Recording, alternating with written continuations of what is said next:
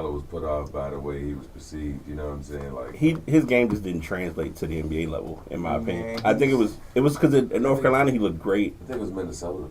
That too. I think it was Minnesota. Yeah. I mean, if there's a few franchises out there, you go to them, you're gonna die off. Yeah. Portland. It's like they send you there to die off. Portland. They replaced Sacramento as the new Siberia. Portland. I'll say I'm a Portland fan. I might be a stretch. I said DC. I might be a stretch saying Charlotte. No. Charlotte is like they back. They just gotta find that niche. We need. They used to. I seen both of them in person. Was called Charlotte and the Wizards. Both of them people trash. Trash. Is it a franchise? Melo nice and Bridges nice. You go there and die off. Yeah. Because I'm talking about when they send your veteran there, your all-star guy. I don't think Hornets got no guys yet that went and died off. Kemba Walker ain't coming back to that though. No. Kemba Walker was there. Well, he was there to pit them on their back because he was a Bobcat. Right. So he was a Bobcat. Yeah. So when he went to a Hornet, it was like, all right, y'all want me to do with this franchise? So like, all right, start it up. Hog that bitch. Yeah, do what you do. Yeah, do what you do, man. Yeah, Brad. Showing them old Jordan clips. Hey, go and imitate this in 6-1. I feel sorry for those players, like those franchise players that it's really, we don't have nothing here for you, man, but have fun, you know? Right. You know, and then just have these the best of your years right here, man. Yeah. Do you, average wherever you want to average. The coach give you the green light. But imagine being one of those franchises and just as bad as your coach and your infrastructure on the floor is, your damn team doctor is just horrible. Then you get injured. Oh, man. That get worse because usually they don't spend that much money. They don't care about the team doctor because it's really like, hey, yo, these kids get hurt. We don't care. We trying to lose right now anyway to get another first-round draft pick next year. You're not about to say Kawhi, was you? No, okay. I'm about to say the team doctor working patient first part-time. This nigga ain't getting paid. Because Steve Franchise, bro, we used to wait for him to come back, man. Steve Franchise, when he used to get injured on the Rockets. That's what I got in mind right now when I think about that franchise player that had to play on a team that was just trash for so long. He was just so nice. Because imagine Steve Franchise on the Lakers with Kobe and Shaq, and he their point guard. Right. Oh, my God. They would still talk about Steve Franchise to this day. You probably would have kept, I think that would have generated the start of a big three before before the Garnett, before the LeBron one. Yeah. But he had the. I don't know. The big three is so old in my opinion because I look at Bird, Parrish, and McHale as a big three. No, there's some big threes out there. People sleep on the old big threes, man. Magic, Worthy, and Kareem. Because it was established the old way. That's what I was about to say. The difference too is like there's traded big threes and then there's drafted big threes. Like if you say it now, the biggest current one would probably be the obvious Dre, Steph, and Clay. Dre, Steph, and Clay is the drafted. That's a drafted. No, because you look at, you can say right now. Yeah, you can say the Spurs too. Like the Spurs when they had the what was it, Duncan. Yeah, they pretty much drafted a lot of their guys, and the Lakers on the old Lakers, man, y'all. James Worthy and but none of that shit count either though. That might as well. I mean, Kareem was put over there too though. Because you think about how the Lakers got they got damn Magic pick, and they were already a playoff team then. You know what I'm saying? Then they turn around and get the Worthy pick, and you know what I mean. Worthy pick, they had won the championship the year before, if I'm not mistaken. When they got that pick at 80, right? Yeah. I mean, also you had one of your top coaches too. You had Pat. I mean, Pat Riley was. Pat Riley was that guy at that time. We were running that team, and of course, I'm gonna support him only because he played for Kentucky. But we can talk about that. Man. We can talk about it. Sorry. Perfect segue. It is March Madness, man. So we will go ahead and get right into it because otherwise we'll be sitting at barbershop talking until the cows come home. Did y'all get a chance to catch the game in either one of the games last night? Oh man, I just want to give a big shout out to Duke, man. Before we get it, we do anything, you know what I'm saying? Because I know they fought very hard, man. My Duke guys, man. I just want to give y'all a big shout out, man. I appreciate y'all for doing what y'all had to do and to be one of the last two North Carolina teams that was in it. You know what I'm saying? When we became a part of the elite. You know what I'm saying? We left a guys that thought they was sweet at the Sweet 16. We left a group of guys that thought they was gonna make it past us. So we wasn't here to talk about North Carolina losing before we did. But I want to give us praise that we did make it past you know what I'm saying, UNC. I appreciate y'all guys for that. You know what I'm saying? Unfortunately, we lost against another North Carolina team. This dude that they got on the squad. DJ Bird. Oh my God! But is that Baby Shaq? Who is he? So that's Baby Zebo. Thank you. That's what I was going to say. Baby Zebo, Shaq, with a little bit of Draymond. I don't think he unleashes Draymond yet because he don't understand how much they're gonna foul him when they get to the league. Oh, they're gonna foul him. They're definitely gonna attack him. Them boys gonna attack you. They're gonna make you a Draymond. They're gonna make, because that's how Draymond was with when he was in college. I think he was like that kind of chubby young kid that was balling like him. So backstory. I don't know if y'all noticed or not. You know where that really generated from? So you remember he went to Michigan State. Mm-hmm. What happened in Michigan at the time? Battles at the Palace. So he was connected with Detroit in some sense, way, shape, or form. So he was watching a lot of games. So you have that understanding that he kind of saw like, because him and Dumas' son were best friends, right? You trying to say Draymond was front seat? That probably is. Draymond getting recruited, and he was at those games. He was taking notes. He was taking notes and shit, and he knew exactly how he wanted to come into the league. Yeah, I mean, I think it's one of those things. Like, he just I think the only thing that I don't like with Draymond, what he does, and I know we danced away from the Final Four part, but I think with him, what he did weird that I didn't understand is he does a lot of injuries or hurts players, and he tries to stand in like he didn't do it on purpose. Like the Sabonis step on the chest, the Nurkic flailing, like he'll throw his hands and then try to stand there like, oh, I didn't do it, and it's like, because he's not getting stole on. Because you already know you can do all that when you on that little pump faking all you want to, but a real basketball player is gonna come back and we gonna, all right, bro, hey, bro, I see what you're doing, bro. All right, keep on. Has he had an aggressive hit on LeBron? I'm curious. Yeah. In the finals league. Oh yeah. LeBron and the okay. Okay. He threw LeBron down and everything. I guess they talked about it. I want to see him if he tried Julius Randle, then I believe it's gangster.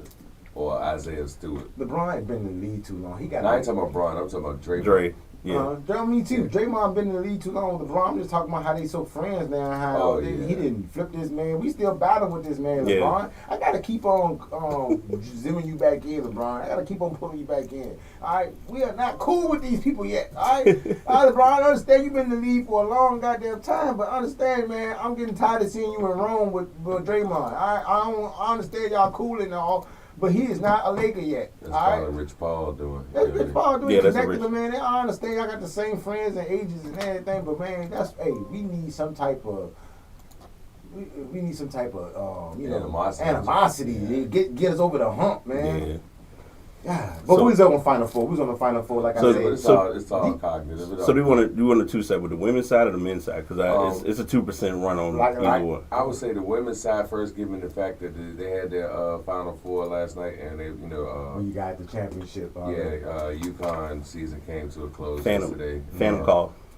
You said what's the Phantom call? Phantom call. Oh, you know which one I'm talking about. Yeah, that's what I was getting to. So I didn't see that part. What happened? I said something Nothing. about the screen. It was an off-ball screen. I'm gonna try to not. Let me be clear. I don't want to JJ Redick or LeBron as part of it, but it's one of those. Yeah, because it's one of those things. Like, it was an off-ball screen, and the girl like kind of sold it where it was like she bumped off against me, and it caused me to not get to the player, and they called it an offensive foul against UConn. 10 seconds into the last 10 seconds of the game. And it's the infamous what they call, if you think about it, even though college basketball doesn't have it, I think it's a thing with the 2-minute rule. Mm. The last 2 minutes, it's like a very, calls need to be called the right way. People that you've seen do refereeing, referees have to run out of stadiums or venues because of like bad calls at the end of the game. Stop me real quick if I'm not mistaken. You've had experience as a referee too, correct? A little bit, yeah. Okay. Watching folks travel from half court to the free throw line, yeah. So would you have made that call in that moment as a ref? I would have let that be a bump, like just kind of a bump. Keep playing, because you got to understand this, especially with the magnitude of that. Because you got to think that one play. But and this is something also that I thought about this after the fact. There were plenty of opportunities because UConn had to lead for a good amount of the game. Yeah. So they'll always spin it to, we could have turned it. This one play made a big impact, but on the same token, the control and the management of the game is handled. That's why you have, like, in their case, 4 quarters.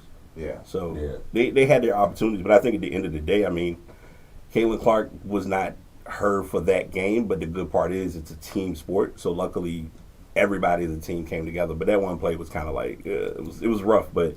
Paige gonna be all right. She's going, she got her NIL bags, and she's now WNBA bound. So I think she'll be fine. This whole class ready to be elite because I think all of them ready to leave now. Except for not the new girls. South Carolina got and Juju. Juju's still staying. Van Lith is staying. Yeah. She's in the portal. Here stay.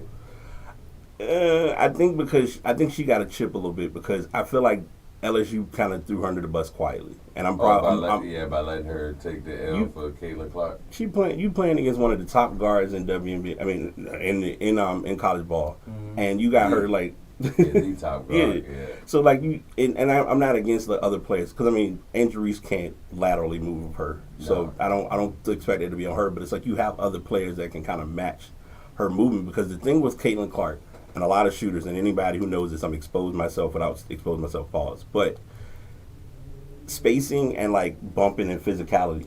Bruh. When Caitlin was being bumped in the UConn game, she could not get her shot going like talking about it, and that played a big part. When the LSU beat them last year, that's how they did it. They volleyballed them. When she met them, she met some group of girls that she ain't never even seen before. The girls around her ain't never even seen before. Right. And I felt like they wasn't even giving Reese the ball down bottom enough where she could have been bodying the girl that she was with. We playing the Caitlin Clark game. Right. And it's like, yo, we got a whole situation on our end where we can play both the game that she's playing and our own game. Right. Them twos matter. Like she can hit these threes, but if you get Reese down there drinking down the paint, she gonna work the girl. Cause the girl, you can see that she was unmatched. Yeah. So it's like they would really like was LSU really feed into, or was it being helped pushed guide into? Because was somebody in the locker room was on the other side the whole time? Was it Van List the Mo? Was it some Mo stuff going on? It's an interesting breakdown with her game, but I don't think Mulkey's whelming, and I think it's not her. Like she handled them with getting them to that championship last year, but I think this year was like, all right, you coming in with a new group. You're not utilizing everybody. Then one of the players like left the team, and then all of a sudden it was like she's not playing anymore. There was a lot of different elements with LSU that was it got attention, but it didn't get attention. And I'm gonna also throw a wild card. Even with all this going on, I still think South Carolina it's gonna be a close game, but I think South Carolina might give.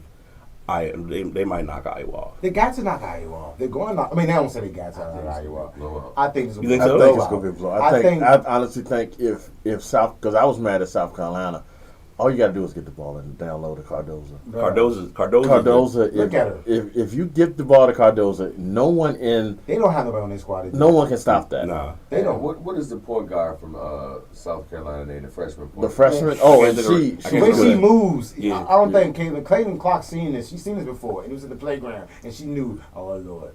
Yeah. These girls are different. But I can ball with them. I know she's seen this girl right here before. I'm trying to tell you right now, they're going to if something happens to the point where they are matching up with them, I'm trying to tell you, it's going to be a lot. That young lady is special. Yeah. And keep an eye on also, Caitlin Clark did have a bit of an injury that wasn't talked about where she came down on one of the UConn players. What's it, left ankle? Yeah. We don't want to hear none of that. So did Cardoza. It's not an excuse. It's not an excuse. It's just reality. Cardoza twisted her knee or something. Yeah. Okay. Yeah, Cardoza been hurt all year year halfway. You know what I'm saying? But Caitlin Clark, I actually am a little bit rooting for you. You know what I'm saying? I love playing devil's advocate. And you know what I'm saying? And for you to go contrary, you know what I'm saying? So for you to go out there and you bust them down like that, I want you to actually shoot from half. I want you to have fun out there. I want you to be shooting from the logo, whatever logo is out there.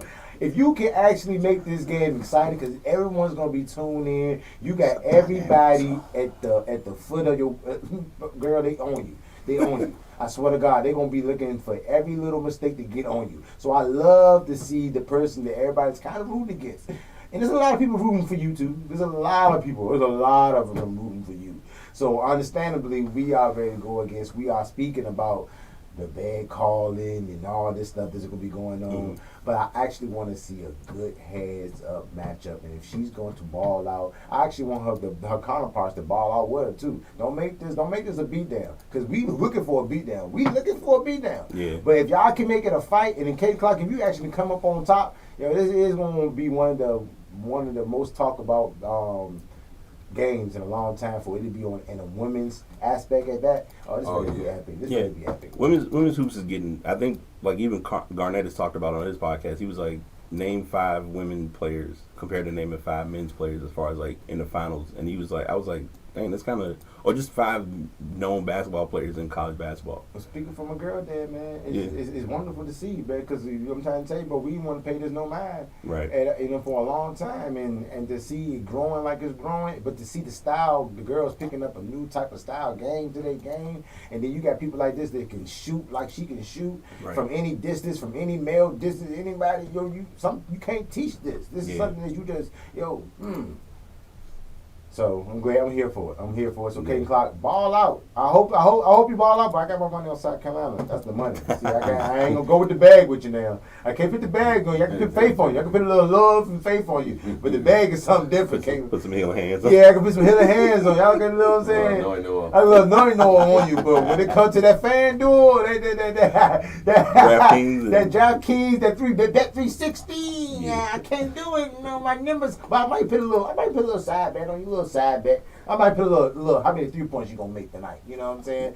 I know you gotta bust 6 down. She gonna have to bust 6 down for the national championship. I can see her getting at least 6. Yeah, because she gonna be competing. She gonna be from behind. Yeah, she gonna be from behind. 6 or 17 or something like that. So yeah, with that parlay looking like, I'm gonna help y'all. We're gonna start. That's what we're gonna start doing this podcast too. We're gonna start helping all. I know it's a betting world right now. Yeah. You betting? I don't now. No, I got a friend of mine. He talks that talk about it. They're addicted to it, man. The ones who actually do it. Uh-huh. I know it's a few callers out there. I know it's a few listeners out there. Y'all call in. Tell me what's your parlay looking like, man. Help these guys out here trying to get over that hump for the spring break. You know what I'm saying? Somebody who need to get that little extra back money in their pocket from Funland and Kings to Me and all this stuff like that. Help a brother out. Go ahead, call in and give us a good parlay lineup. Anybody want to call 804-215-1555? I repeat, 804-215-1555. If you want to call in, we'd love to have you. Because the males are playing tonight. This is the games they're playing tonight, and you know it's some good games. The Final Four is tonight. So quick question. Speaking of, we would stay with women's college basketball for a few minutes. Okay. Mm-hmm. Did either of you all catch Emmanuel Acho's comments about Angel Reese, her post game press conference? Triggered. I'm triggered. A little bit. You triggered? Because he started off it's media 101. You can't start off making like a gender neutral comment and then box yourself into like not understanding that when you say something it's gonna hit airwaves. Like a lot of people will give a lot of input, and you're in a space with Joy, and you also have Taylor Rooks who's gonna speak on the women's behalf too. So that's why I looked at it like it's a loaded conversation. So I guess I'm saying it on that regard from the video, but I guess context will help too. So all right, so basically I'll try to summarize as best I can, and these are all paraphrases. Of course. I know I mean the A mic B mic. We don't want to get sued for copyright infringement. But so basically what happened was at the conclusion of the LSU loss to Iowa, Angel Reese was speaking on some of the things that she's endured since winning the national championship last year. She said she's gotten death threats. She's been sexualized by people twice her age or older.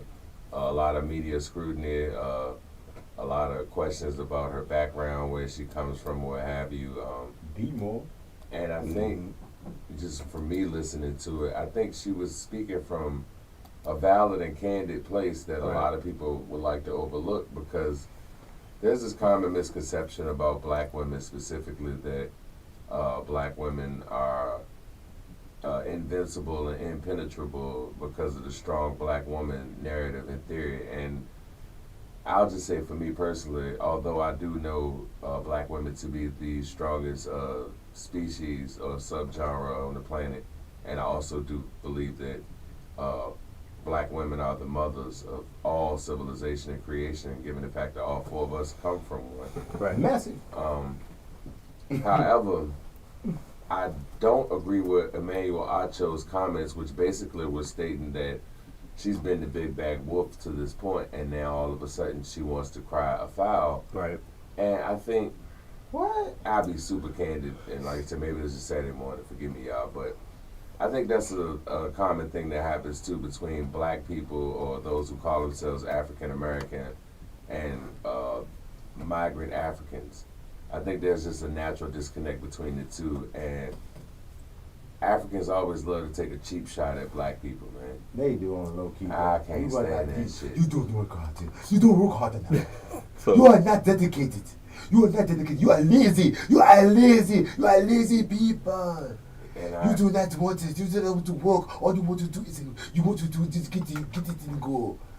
And I think that's pretty much like how I walked away feeling about Emmanuel Acho's comments, because it's like, yo, man, first of all, a lot of women, there are enough women in that space where they can all be the primary ones to take that. And even on the show, is Joy Taylor not on the show with them? Right. They on the show. Why not concede to them first and then afterwards gauge what you want to say based on not even just whether it fits or not, because I don't fold my opinion for the sake of it either, but also know that if I'm giving an educated opinion, I'm not going to phrase it as, hey, I'm being objective. Nah, I'm giving my goddamn honest opinion as opposed to objectivity. The two can't coincide.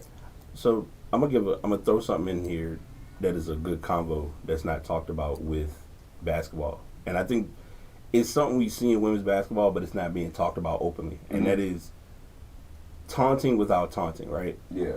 We've watched college basketball, high school basketball, pee-wee, everything. There are kids that will play basketball, get shots, they'll score on somebody. And the new thing now, which I don't understand it, but it is what it is like everybody's small.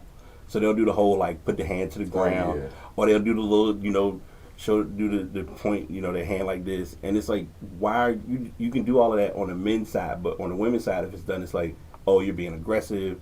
You're, like, the whole, even the Caitlin Clark, when they pointed out her doing, like, the whole John Cena thing. Yeah. Like, there was context that was missed on that and not realized. Tony Yayo for Black America. True that. Ooh, so it took it back. I forgot all about that. I definitely feel where you're coming from with that, because it's a scene in Love and Basketball with Monica, and where she was basically being too edgy, being too, boyish with her, and we kept on texting her, getting her text, and she couldn't get into her groove. She couldn't get into that groove and everything like that. And the females are they looked upon as to be ladylike on the court when we want them to be so gritty. As a fan, I want her to. I want that. We love that. I think that's what during that time. That's what exploded women basketball. When Caitlin Clark was doing the "You Can't See Me," the girls was getting a little feisty. Yeah. It was because we ain't never really get to see that. We ain't never hear about that. So now if it's going on, that's good. That's good TV. If you think about it, it's like Diana Taurasi is passionate, but Brittany Griner is angry, aggressive. Okay. Or Brianna Stewart is allowed a certain level of cachet or aggression or passion that wasn't extended to Maya Moore. Right. Okay. Because it's almost like it's to a point where if you talk to, it's like, even down to the basis of like referees. If you go up to a referee, it's almost like if you talk to them, if your hand gestures, I call them rapper hands. If you come in and like, hey, blah, blah, blah, blah, I feel like this. Oh, it's get offended. Right. And then it's so weird because, like, I think what was it last season, going away from women's side on it, like with the NBA, Pat Beverly got a tech because he brought a camera on the court. After the game was... it was after the play. It was like during the timeout or during, like, I think they were going into overtime and he brought the camera on the court to show the guy, like, hey, this is what happened. Yeah. And the thing was, the ref stood on, quote unquote, stood on business, but it was really bad business. Yeah. The refs be coming with, they be on that cocky like that, they don't want... They want to be the bigger, like show they're the bigger person. Oh yeah, they want to be seen. They want to be seen and everything like that. So it's really like tell them that's like a part of their job is to actually take control over the situation in hand. But I feel like they be finding situations. Like they be looking at like you'll catch on somebody, they'll turn their back and he'll turn from the referee and be mad, and then they looking to see if he would do something. Like, you know what I'm saying? You ain't calming down yet?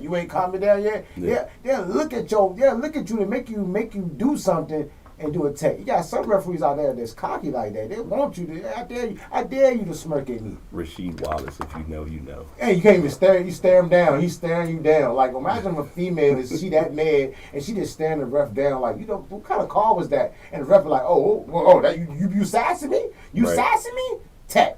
Like, no, come on now, y'all. I think they definitely have to come down with some rules. Like, y'all got to keep y'all emotions out this, man. I'm interested to see Emmanuel Acho's comments if Caitlin Clark lose. Will he have the same aggression or the same approach?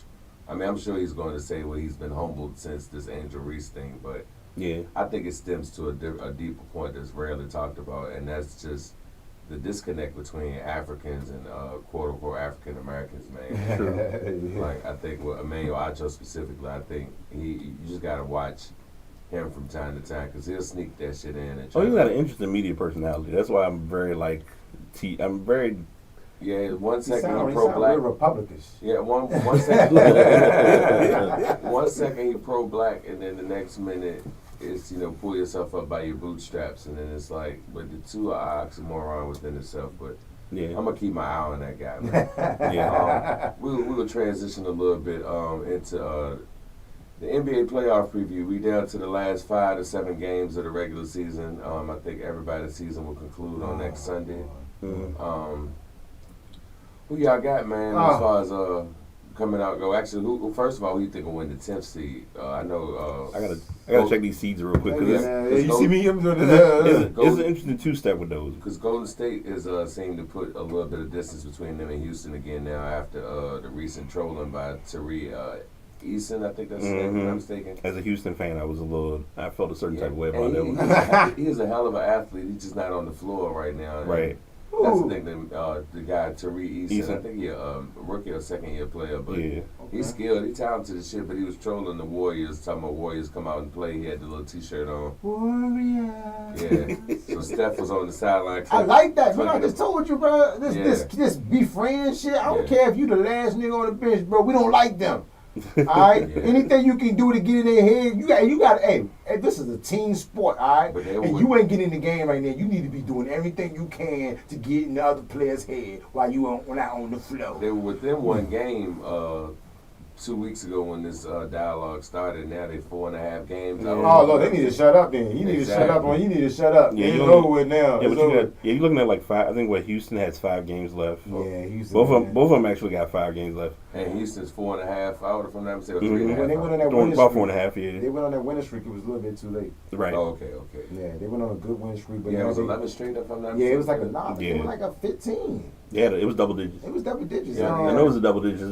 It was at least 11, I think. Yeah. I might be. Yeah, I think it was. I thought it was 11. I can't pull it. It was more than 10. But just know they just lost 4 straight.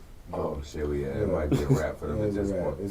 And I thank God because they was making it harder. But right now, Golden State is at 42-35, holding down the 10th spot, and we got Lakers at 9th spot at 44-33. With Sacktown is also 44-33 at the 8th spot. Yeah, then we also tiebreaker right now. Yeah, that's a tiebreaker. That's a tiebreaker, and that's also something that we need to look at because these next critical games can flip us into a 7th spot because you got New Orleans at 45-32, right? And they on a 4-game losing streak. We got 1.5 behind them. We 1.5 games behind them. That's the 7th seed. That's the 7th seed. And Phoenix just jumped ahead last night to the 6th. Jumped ahead to the 6th, but they only at 46-31 with a 3-game winning streak. So if I looked at their schedule gets harder and harder. Phoenix, they're going to have to actually close out. We got an easy little schedule from the Lakers, so I kind of got us, if we get to that 6th spot, I want y'all to beware. I'm going to talk a lot of bullshit, all right? But a lot of that bullshit I spread out is going to be some facts, all right? Because it started looking at who we going to end up playing against. And that 6th seed is where I kind of want to be because that gives that Lake, that's going to be the LA, no, that's us playing against OKC. You be OKC, yeah. Oh, wait a minute. Let's keep on changing up there too now. As I look at, I'm sorry, y'all. As I look at my notes, is just changing because Minnesota and Denver and OKC are fighting for that first spot to this day. Right. To this day, they still fighting. 52-25, 53-24 is the tiebreaker right now for 1 and 2 Minnesota and Denver. OKC is holding down the 3rd spot at 52-25. I got OKC at. I don't know, man. I think Minnie's gonna be 1. I want them to stay right there. I think even without Karl Anthony Towns. I mean, you still got. We're not gonna ignore Anthony Edwards. Oh no. I know, not intentionally. I know you didn't. I'm just saying that.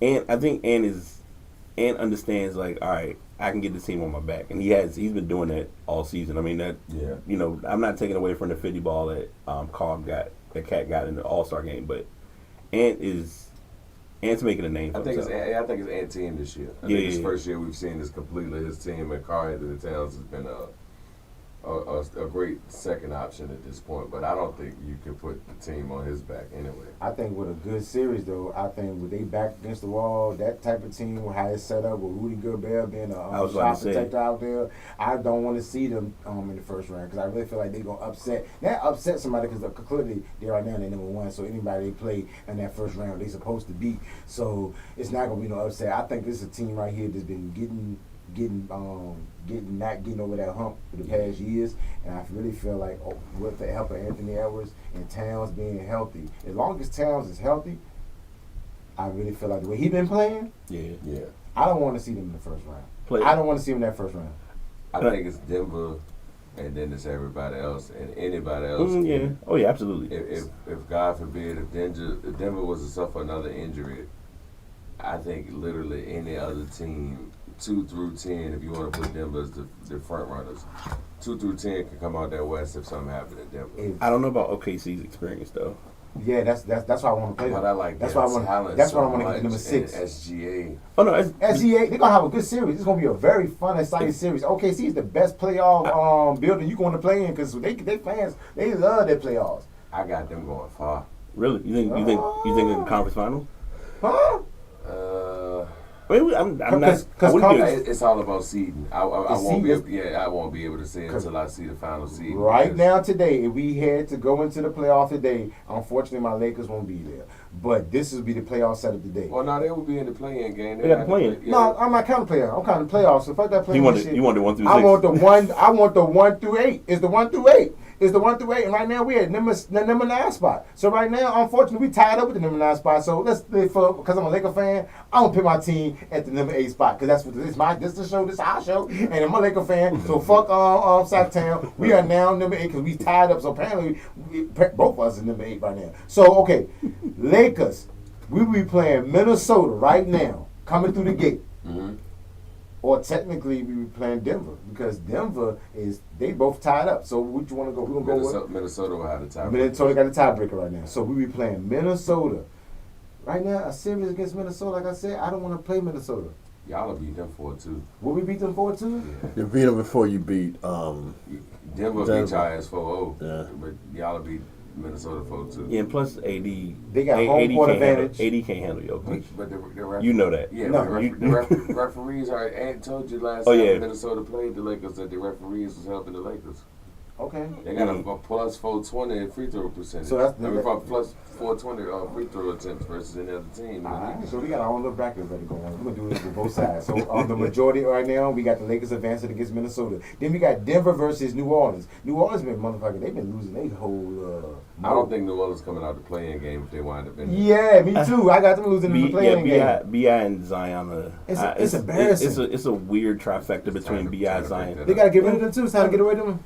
Hey, B.I., you want to come back home to L.A., we'd love to have you. We can get you for cheap. If we can get you for cheap, we'd love to have you. I don't think he want to play with LeBron again. He pissed off. LeBron might not be there. We ready to see. That's another conversation. We ready to see where Bronny ready to go. Because with Bronny coming to the league and somebody say, you know what, we'll take him. And there's some ping ponging about that too. I don't want to get too far ahead. Right, so that's a different conversation. Different conversation. So,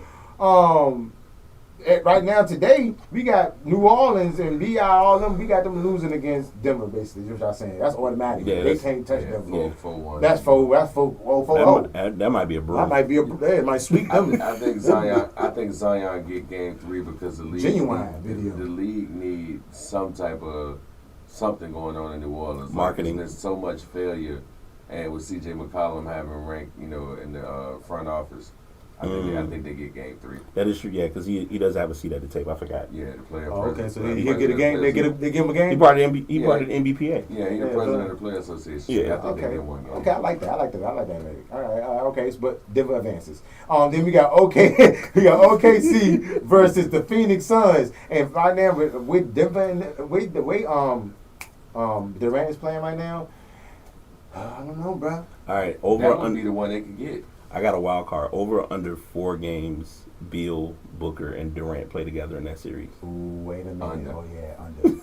That was quick. Under like a motherfucker. I'll take that parlay. So throw that into your factor with thinking of who to choose for this series. That's the one that OKC can get for me. Them boys got young legs too, and young hips. Them motherfuckers out there, they voted. They got a bench. They got a bench. They got about 6 players on their team. You don't know what their name is. Or Even what their position is. Yeah. They neutrals. They got a whole bunch of neutrals out there. You got Jalen's. You got home. Chet. I think Chet'll be first team all rookie. Yeah, Chet SGA for household names. Everybody else. Yeah. People don't know them people. I was about to say some. I was about to say the other dude. They just get no, the white boy. I was about to talk about Giddey, but I want to smoke. Go to Hayward and you're there now. Yeah, but people have forgot about him since he broke his leg. Yeah, he letting you know right now that he on one of those players. He a veteran. He been in that position. I think he'd be a clutch knockdown shooter when it comes to those knocking them passes down for young boy that he can't get in the hole, but he get in the hole anytime he feel like it. Yeah, if he can get the main thing is about literally like we talked about earlier, getting the ball in the hole. Yeah. And for them, it's like you gotta be able to do it at a high level, especially against Phoenix, because Phoenix is gonna score. And they don't got enough beef to them paws. They don't got enough they don't got enough like big man in the hole that can really. Stop them guys from getting in there. But it's Nurkic, and Nurkic's gonna get in foul trouble. Bo. No, I'm just kidding. Yeah, Bo ready to have a field day trying to swipe all these balls, but he should get some tick. They gotta give him some good tick, man. Get some good TV time for everybody can see what we all know that he can do. Right. But to answer your question, I think as long as Josh Giddey leave his girlfriend in Oklahoma City and not take her on the road. So therefore, we got OKC advancing. OKC advancing Game 7. Y'all got a Game 7 of that? 4-3. Nah, I say 4-2. 4-2. 4-2. All right. I say 4-2. 4-2 Phoenix. I'm not a big Devin Booker fan. I know he can score out of this world, but he is not a point guard. Yeah, you got to do more than that. He's not a point guard, and I think that's what's hindering them right now. There's no offense. They miss Chris Paul desperately. Oh man, speaking of Chris Paul, did he retire already? No, he still would go to. I've been heard he ready to retire on them already. But guess what? But his old team, I don't think they're gonna get over on Dallas. The whole Western Conference is old team. You're right, but you're right. The Clippers. Well, you're right. The Clippers. So happened he used to play for. Oh, I'm rolling with Luka. You rolling with Luka? Because Luka ain't nothing. They out balling. Yeah. Kyrie is. All the politics they've been going on about Kyrie all these years. How he don't play these games. Kyrie been showing up to the games. Kyrie been getting to it. Yeah, and you don't see no one talk about him at all. I think Gafford during the trade deadline was the biggest pickup in the Western Conference because it gave Dallas some sense or semblance of a big man. Inside presence, yeah. They need offensive rebounds and somebody who will do the dirty work. And shout out to my boy Holiday on there coming off the bench. I think he's the sleeper for them on that playoff because he gets off. Okay. And if he can actually stay healthy and not get injured, that's the thing about it is Holiday been getting injured a lot of years for Dallas. Mm-hmm. And he's really been a key person. Because people don't look at the sixth man, and a lot of people don't look at the sixth man as a key component to a team. Yeah, Hardaway got it. Yeah, and also Hardaway, I would say, with that series, you also got to think of it too. And I'm saying this early because it's going to probably be something it's going to happen at least once. Mm-hmm. Kawhi's going to be looking down at the game from the crowd like Sting at least one game. He's not playing. He's not going to be playing. He'll go 0 in. I feel like Harden. I feel like playoff Harden might join playoff P, and they both going to have a tough run. You know what I mean? Because they don't like. They don't understand how to get nowhere. You got to think about it. You have those three guys because we've already accepted Westbrook is going to be like he runs the second unit, and that's what's going to be. Yeah, that's what's going to be the kicker right there. Yeah, is how he plays. Because really, I feel like James Harden is the. Light his ass up. I hope they. I really want James Harden to get hurt. I really want James Harden to get hurt. I'm not gonna wish. I'm gonna pray for you, but I'm putting some hold on your spirit. But at the same time, only because I'm running out of oil. Only because I like the Westbrook without them, without James Harden. When Westbrook was on that team before James Harden got on that team, they looked like something serious, yo. Right. It was where it was moving with that first unit, how he was going to put people into position. And Bones Howland got it. And Bones, it's Bones. It will unleash Bones to be able to do what he can do coming off the bench, James. Come on, now Bones is forgotten right now. Do you think LA can stretch their offense properly. No, not with James Harden there. Because I'm not telling you, James Harden is going to do James Harden. Oh, no, James Harden is going to rock the cradle majority of the game. Dribble. As a hardcore Houston fan, I've seen the Harden run of like it offensively can work, but Kobe said it, rest his soul. He said literally, you got to balance this out, bro. You can't be just trying to go out here and get 30 plus a night and still get L's. And like that's just. Because if you beat the ball to death on offense, you're taking the rest of the team out of rhythm. And right. then you come back and you don't play spectacular D, then there's no continuity in the flow of the game. You know what I mean? And it hurts him when he listens to us and he tries to get everybody into the game, because then it gets him out of his game. Yeah, because he playing NBA Jam one way or the other. Either he playing, he hogging that bitch if y'all on the same team, or he playing against you like you was little brother. Right, he gonna block your shot. You see him, man? Oh, I swear to God, he gonna play defense on y'all. Like you can't steal the ball, yeah. little nigga. I ain't never seen nobody pass the ball and play D on the nigga. Yeah. It's like they made him pass the ball. You want the ball? You want the ball? All right, then shoot it. Look. You can't even shoot on me. I know. You on my team. It's like Kobe with that Game 7 against the Suns where he didn't want to shoot the ball at all. Yeah, that's how James just in the message. He either hogged that bitch like Kobe scored 81, or he passed that bitch like Kobe when he don't want to. He like, y'all ain't gonna blame me for why we lost. Take the ball. Yeah, bro. Like this isn't a topic now, but this is something that has been personally triggering, and I think this is why I got Dallas winning the series. Luka's gonna keep reminding them each year why he doesn't get the MVP. Oh yeah, and he's European. Yes. Oh yeah. He don't stop it right. He in a whole nother mode. Yeah. But I swear to God, I want to stand and I want y'all to remember what I said. If James Harden gets put out on this series, and Westbrook has to become the starting point guard, which gives Bones Highland the 6-man option on that team, which makes Terrence Mann the majority 2-man scorer on that team for the starters. Mm-hmm. I'm trying to tell y'all right now, Terrence Mann will lock in, and he's gonna become a defender. He's gonna become an offensive threat, and Bone Highland gonna come off the bench, and he's gonna be fighting with him. They all gonna start playing different because there's nobody. And then I even say if Kawhi kind of gets hurt with James Harden, they might can win it. If Kawhi get hurt, they losing 4-1. They losing 4-1. So they definitely need Kawhi, but they need to lose James, and I get him. But unfortunately, we got Dallas capitalizing off Clippers, and we got that. I wish I got that 4-2 again. And on Game 7s, 4-1. 4-1. God dang, Clippers. Well, guess what? Clippers, hurry get up out of there so y'all get up out of our arena. We never got to see y'all again. And you know why I'm saying one? Paul George. Well, they excited. His podcast, all he do is talk about the new stadium they got and the new team they're gonna be. He gonna be already looking forward to next year. New jerseys. That's all he talking about. He don't care nothing about the season. They can't wait to get. Especially that new section of like, I guess you have to be a certain fan. You can only be a Clippers fan. It's like certain guidelines. I love it. They don't want to. They say they're not gonna allow us to come to the games. I love it. I don't. Make sure we're gonna keep that same energy. Y'all come to the Lakers. Y'all come over there because I think it's y'all spirit that's in there to keep us from losing with y'all. The ghost of Donald Sterling. I knew that was what you were about to say. I was like, I ain't want to say it. You gotta get him. You gotta get him up out of there, man. You gotta get him up out of there. So okay, therefore we got Clippers.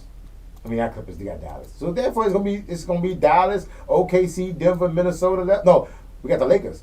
Okay, it's gonna be Lakers, Denver, OKC, and the Dallas. Who I missed? We'll have to go. That's the final. That's the Final Four. The Final Four will end up being Lakers versus Dallas. Ooh, and Denver versus OKC. So yeah, we'll revisit that part next. Once all y'all got y'all locks, because it's so many variables that come. And that's just the West. Yeah, everything 1 through 10 could be flipped upside down in the next week. Right, man. So let's go to the Eastern Conference real quick. All right, we're gonna go to the Eastern Conference because I hate the East. I know they're not gonna win. It's not gonna take a lot of time. It's not gonna take a lot of time because they're not gonna win. They're not gonna win. This is easy. It's easy. I'm gonna tell you now, Bucks. Take the Bucks off the table. Take the Bucks off the table. And we know why. You mean to tell me you don't think that I could go out there and be effective and help Dame get a couple of shots and we're going to get Giannis the ball down low. This is daytime. We're going to see what happens. I don't feel like he knows how to use Dame. He don't know how to coach. We know that. We definitely know he doesn't know how to coach. I mean, even with me seeing Garnett getting his first one. I mean, I'd rather be with Doris and call the game, but right. What can you do when they ask you to get off the bench and come back after all these years? I've only been going like 18 months, but I think we got a chance. Well, look, it's pretty much. Oh, and take the Knicks off the table. Julius Randle's off for the rest of the season. And Julius Randle, that's gonna be a but Bronson, I love Bronson. I love Bronson, and then that's gonna match up how weak the East is, and may give Bronson a heads up. But we're gonna get to that. But look, take Cleveland off too. That's what I'm saying. That's what might help Bronson. Because look, because that might help Bronson. Right? That might just help Bronson. Taking Cleveland out might just help Bronson now. But you not rolling with Jared Allen. Jared Allen's great, but he has no. You got to have somebody that can get you the ball. And Mitchell looked like he's Mitchell checked out a couple weeks ago. Where Mitchell want to be at? He want to be a Knick? He sounds like he want to be somewhere other than Cleveland. I don't know if it's the Knicks yet, but is it J.B. Bickerstaff, the coach up there at Cleveland? Who's called Cleveland head coach? I think Bickerstaff. Yeah. Okay. It ain't fun where he at. Ain't fun with that. He came from Utah. He can't get look. He ain't enjoy that either. Come on, of course it's Utah. Yeah. Well, after the whole him and Gobert COVID thing, that was already that was an explosion waiting to happen. He had to. Pause. They had to get rid of both of them. Yeah. All right, look, this is where we at right now because their playing is a little different than the West Conference playing. I don't got no trust in anybody holding 9th and 10th because the 9th and 10th. Atlanta is 10th right now, and 9th is Chicago. I can see. Hold on, who's the 7th and 8th? And the 7th and 8th is Miami and Philly. Guess who just came back? And it's perfect. It's perfect time. That was the question I was going to ask next. He but to flip it up because him in the playing game, he already about to be number 7. They're gonna beat Miami. They're gonna beat Miami. If they have to play Atlanta, my money is on Atlanta 4-2. Wait, who got to play Miami? If Philly got to play Atlanta, got to play Atlanta. I got Atlanta 4-2, and I'll shake hands on that one. Woo! What's up? Why you say that? For one, I think they still haunting from 2 years ago when they choked. What was it, 3-1 lead that they had against Ben Simmons? Ben Simmons wouldn't lay it up, and his career ain't been the same since. Yeah. I think Trae Young got a lot of the people in the Eastern Conference number, bro. He do, but he need more help over there. Even without John Collins this year, I still think him and DeJounte Murray. I like DeJounte. I think they got enough to get it done against Maxey and Joel Embiid at 38%. And don't ignore Okongwu. He's actually a pretty good big man. Yeah. He can stretch. He's a decent stretch big. He's not a great stretch big, but. And him and Capella collectively give you something, you know. So y'all got them going to Chicago and beating Chicago in Chicago. Whose name? Atlanta. Yeah. So let's remember Zach LaVine's out. Lonzo's out. Yeah. Caruso, you go get that's your second unit. Yeah. Kobe White's been up and down. He hasn't been consistent this year. That's true. DeRozan is the mid-range master, but the playoffs, his switch breaks. I got Trae. He loves the playoffs. I got Trae going for 38 and 12, averaging 38 and 12 against the people. I got DeRozan going for about 40, knocking them on out. DeRozan's not a 40 guy. I shake on. He's not a big scorer. He's not a high volume scorer. Yeah, he'll give you 26 on 10 shots. That's why I love the NBA. I can't wait to see these games, right? Because it's something I see defensively wrong with Atlanta, and I don't understand why. Because they got some guys that got shot blockers and they got Murray, but somehow they can't slow the teams down when teams get off on them. Trae a liability offensively. Trae's a super liability. Defensive, excuse me. No, he's a super defensive liability. And if he keep on switching on DeRozan's gonna mid-range jump his little ass the whole goddamn game. Right. I still think they'll beat them people by 15. We gonna find out.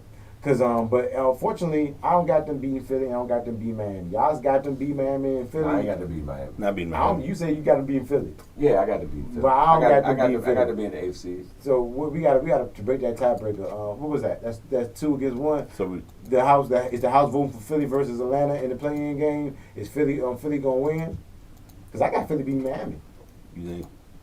Nah, I ain't rolling. You ain't rolling with Miami beating Philly? Jimmy Butler refuses to lose to Tobias Harris. I think I was getting ready to say Tobias Harris is like the most. If you go back and look at his contracts, he's robbing the NBA blind, and I ain't knocking it. The new Allen Houston. All right, okay, bet. So we keep Miami at number 7, and we're gonna keep Philly at number 8. All right. Nah, I ain't keeping Philly. I'm keeping Philly at number 8. You got Philly? If you go Philly, you run with Philly. It don't matter who's I'm gonna go Philly definitely gets Atlanta. So keep in mind, whoever gets this number 8 seed is gonna beat Boston.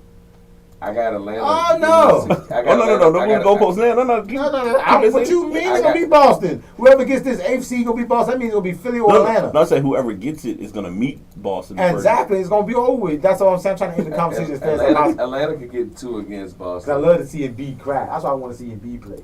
I want to see Embiid crack. I hope that he done worked on this game. They will pull Embiid for games 3 and 4 if Boston blow them out 1 and 2. Oh, you can see some low. You can see some low management with his. That's why I don't. That's why I don't. In the playoffs, how you low manage in the playoff game? Because that's how stupid Daryl Morey is. I want you to play until you can't play no more. Why? Because we don't need you after this. You're gonna have plenty of time to rest. If Boston goes up 2-0 and then they wind up with a 17-point lead in the third quarter, they gonna pull Joel Embiid. Joel's out. Yeah, that's it. So they should have had surgery then. Do he need surgery? What do he need? What are you pulling him for? Well, it was a meniscus.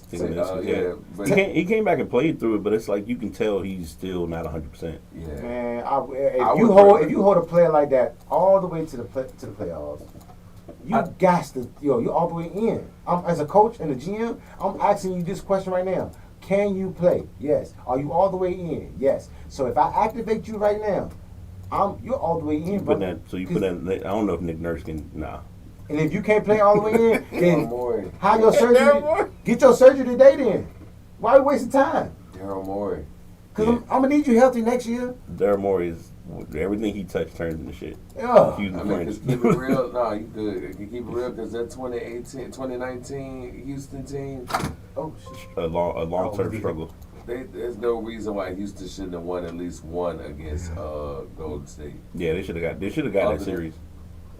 It was one of the series they played against Golden State. They should have. I think it went to Game 7. Yeah, that's what I'm talking about. 2019. Mm-hmm. But I think it's a combination of like I said, when what's the call got hurt, Chris Paul got hurt, right? And I think that just deflated him. And then James Harden couldn't do it by himself no more.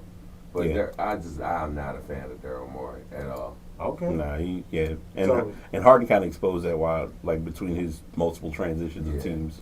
Man, Harden, he can't blame nobody. I ain't like him. Bro, you will be going for the Clippers next year. Harden, the basketball jumper. Yeah, he's basketball. Oh my God. Harden's on tour. That's he's definitely on tour. No, he on tour. He gonna get everybody's stadium soon. He gonna see everybody's stadium. Yeah. So we got Boston beating whoever. The field. The Philly. Boston beating Philly. Yeah. We got Milwaukee versus Miami. Upset. Uh-oh. Again? Upset. Again? You gonna do it again? Yeah. I'm going. You think Giannis gonna let it happen again? I'm going. Miami in 7. They'll go Game 7. What the world? Miami's not built like that this year. You sure about that? They're not built like that this year. I think Middleton is definitely going to get them this year. And Dame definitely going to get them this year. I agree with you, but Doc is a professional. Trash. Yeah, Doc's a professional at coaching L's. Doc got more 3-1 losses in the coaching league history. Yeah, he's a professional at blowing the lead. Pause. I think we're going to get a little overmatched, and ultimately we're going to want to try to get Giannis the ball, but Gee. But I don't know. I don't know if we're going to be able to get Giannis the ball in the low post like we want to. Break the tie break. What you think, man? You going Milwaukee or Miami? The worst mistake Milwaukee did was pick Doc Rivers. I don't know why they asked me to come out of the booth. They had a coach that was well above 500, right. And they didn't keep him. That was the worst thing they ever did. And then the bad part is, who became the coach of the All-Star game? Dumbass, because they didn't. Majority. The wins. By default. And then he's like, well, if we win, I'm going to give him the award as like a... Give him the car. Yeah. My question that man a damn Harvard graduate, if I'm not mistaken, Ivy League graduate. I don't know if it's Harvard or Yale, one of the two. Dr. Griffin, mind you. This man got his doctorate. Yeah. And you offering him a goddamn car for the All-Star game. Well, my question is, and this has been a concern, not a concern, but a thought for me from the beginning. Where is it written that Doc Rivers is this savant in the NBA? He won one goddamn. The Clippers. They're the most overrated champions of all time. Yes. The Clippers almost getting there every year. So I'll paint the timeline because I saw it's like when you really look at it, it was kind of like a push. In Orlando, at some point, one of those years, he got Coach of the Year. Yeah, because it's somewhere. It was 05 season because they McGrady and Grant Hill were both hurt, and they still wound up going 4-1 and 4-1 and got the 8th seed. Right. So they gave that coach of the year catapulted things. Yeah, really too. Then you felt because they took Detroit to 7 games that year, and T-Mac got hurt in Game 7. That's what it was. Okay. So you have that run. Of course, that doesn't work out. Eventually, that's where you got to hold Dwight, because I want to say that was around when Dwight came in. Yeah. And Van Gundy and all that. So then he goes to Boston. They get that built. He didn't win that championship. That was more of, you had this veterans who were like, hey, we're going to come together, we're building the team. And you literally took a lot of guys that were like 13. It's like, hey, 13 strong. Like, we're all going to come in and do what we're going to do. And he was on his way out in Boston, what people don't remember, before they made that trade, because Paul Pierce was starting to ask to leave because he felt Paul Pierce was a diva. No, Paul Pierce was a dog that was getting underlooked because at that time Boston, he couldn't win. Yeah, they only had Antoine Walker for those 2 years, and they made it to the conference finals in 2002 against New Jersey, and people thought they were building towards something, and then lo and behold, the bottom fell out. Right, literally. So I think that's why Paul Pierce was trying to leave, but I ultimately think Doc just trashed, and Doc got he got enough rapport with some executives and elites throughout the NBA that keep him employed. He's been enough. He's a coach that can get you enough, and he got some fighting experience. And he also played in the league, so that gives him the conversation. And then there's this push of like thinking that, and I'm sorry, I didn't cut you off, but it's also the push of thinking that point guard coaches are good coaches. Yeah. So why is Mark Jackson not coaching in the league? We know why. We know why. Yeah, because he got too much holy oil on him. But if the criteria is to this day, they still haven't given. They still need to give him one of those rings from Golden State. Because Doc is, Mark Jackson was a better point guard than Doc to a point. Way better. That's how Doc wound up playing for the Clippers, because they got rid of his ass for Mark Jackson. God damn. And then they brought Doc back 2 years later to come off the bench behind Mark. So when Mark coaching Milwaukee, would Milwaukee beat Miami? Yes. Milwaukee would win the East if Mark Jackson was coaching. Woo! No, Mark. Who you got? I like that. Mark Jackson has an understanding of basketball, because he was. If you really think about it, there were other players or other coaches that could have gave Steph the green light or gave Clay the green light. It was like, look, have fun. Here's the ball. Go do what y'all do. It's easy to give Steph Curry the green light though. Now, but it wasn't when he was on back-to-back ankle surgery. Yeah. Well, because he didn't have me as a coach, I guess, because I was on the team like, give that boy the green light. He can shoot. I understand. Like Mark Jackson probably went to there and did what a lot of coaches like us, the common thinking people who knows the game, really look at the game and actually knows the game. Because you got to understand, there's like coaches out here that don't know the game, they'll play the game. You can't coach Steph Curry. Because why? Because he's his own one-of-one. So you will come in there as a coach knowing that, because majority of guys, when we see talent. We don't know. I'm going to pick some guys to help you, blend in, because they're going to be looking for you to shoot everywhere. So if I give you another shoot over here and give you a bully over there, I'm going to make sure that all y'all get y'all numbers. You want to know some wild shit though, bro? And you 100% right. But right before Mark Jackson got there, they almost traded Steph for goddamn Andrew Bogut. Mm-hmm. What? Because they wanted to put the team around Monte Ellis, yeah. And the fans were outraged when they traded. And Bogut wanted to be in the piece that got them the first ring. Right, because that was Mark Jackson. Monte and Steph they weren't a good 1-2 punch at that time. Hell no, the same size. Monte was ball dominant. Monte needed to come off the bench. I would have kept Monte as a 6-man. But he wouldn't have played the 6-man when he was the lead. When he was getting that contract. Yeah, he had to lead all that money. And the only reason why he fell out with them is because, similar to Jason Williams, he had a major motorcycle accident. Mm-hmm. Yeah. Yep. And unlike Jason Williams, he was able to come back from it, but that altered the trajectory of his career, in my opinion. Yeah. Because he got to Milwaukee and he became Michael Redd. Ooh, that hurt. After the second injury. That hurt, but you're not wrong. Yeah, that's he kind of became just somebody that can get, like Dale Ellis with no defense. True. And that's what I think Devin Booker is. I think Devin Booker is this generation's Dale Ellis, but most people don't remember Dale. Yeah, but he was dropping 50 balls in Seattle and shit. I don't. No, Dale shot a high clip, but because if you really think about it, at that time he wasn't one of your main. Because it's almost like in the NBA at that time. I've heard everybody we done with the 90s tangent, but I'll say this: like those high 20 to 30 players, he wasn't in there.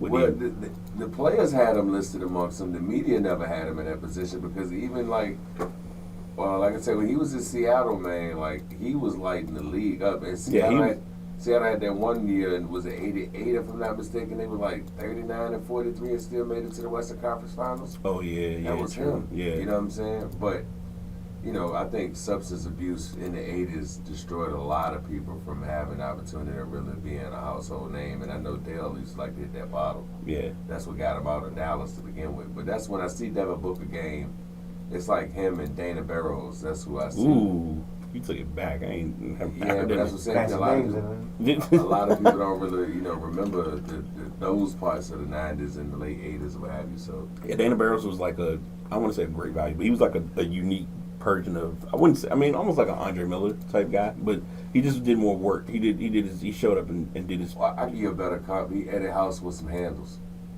There you go. Eddie House had handles? Not like Dana Barrows. Dana Barrows just cross niggas up like. Yeah, he didn't care.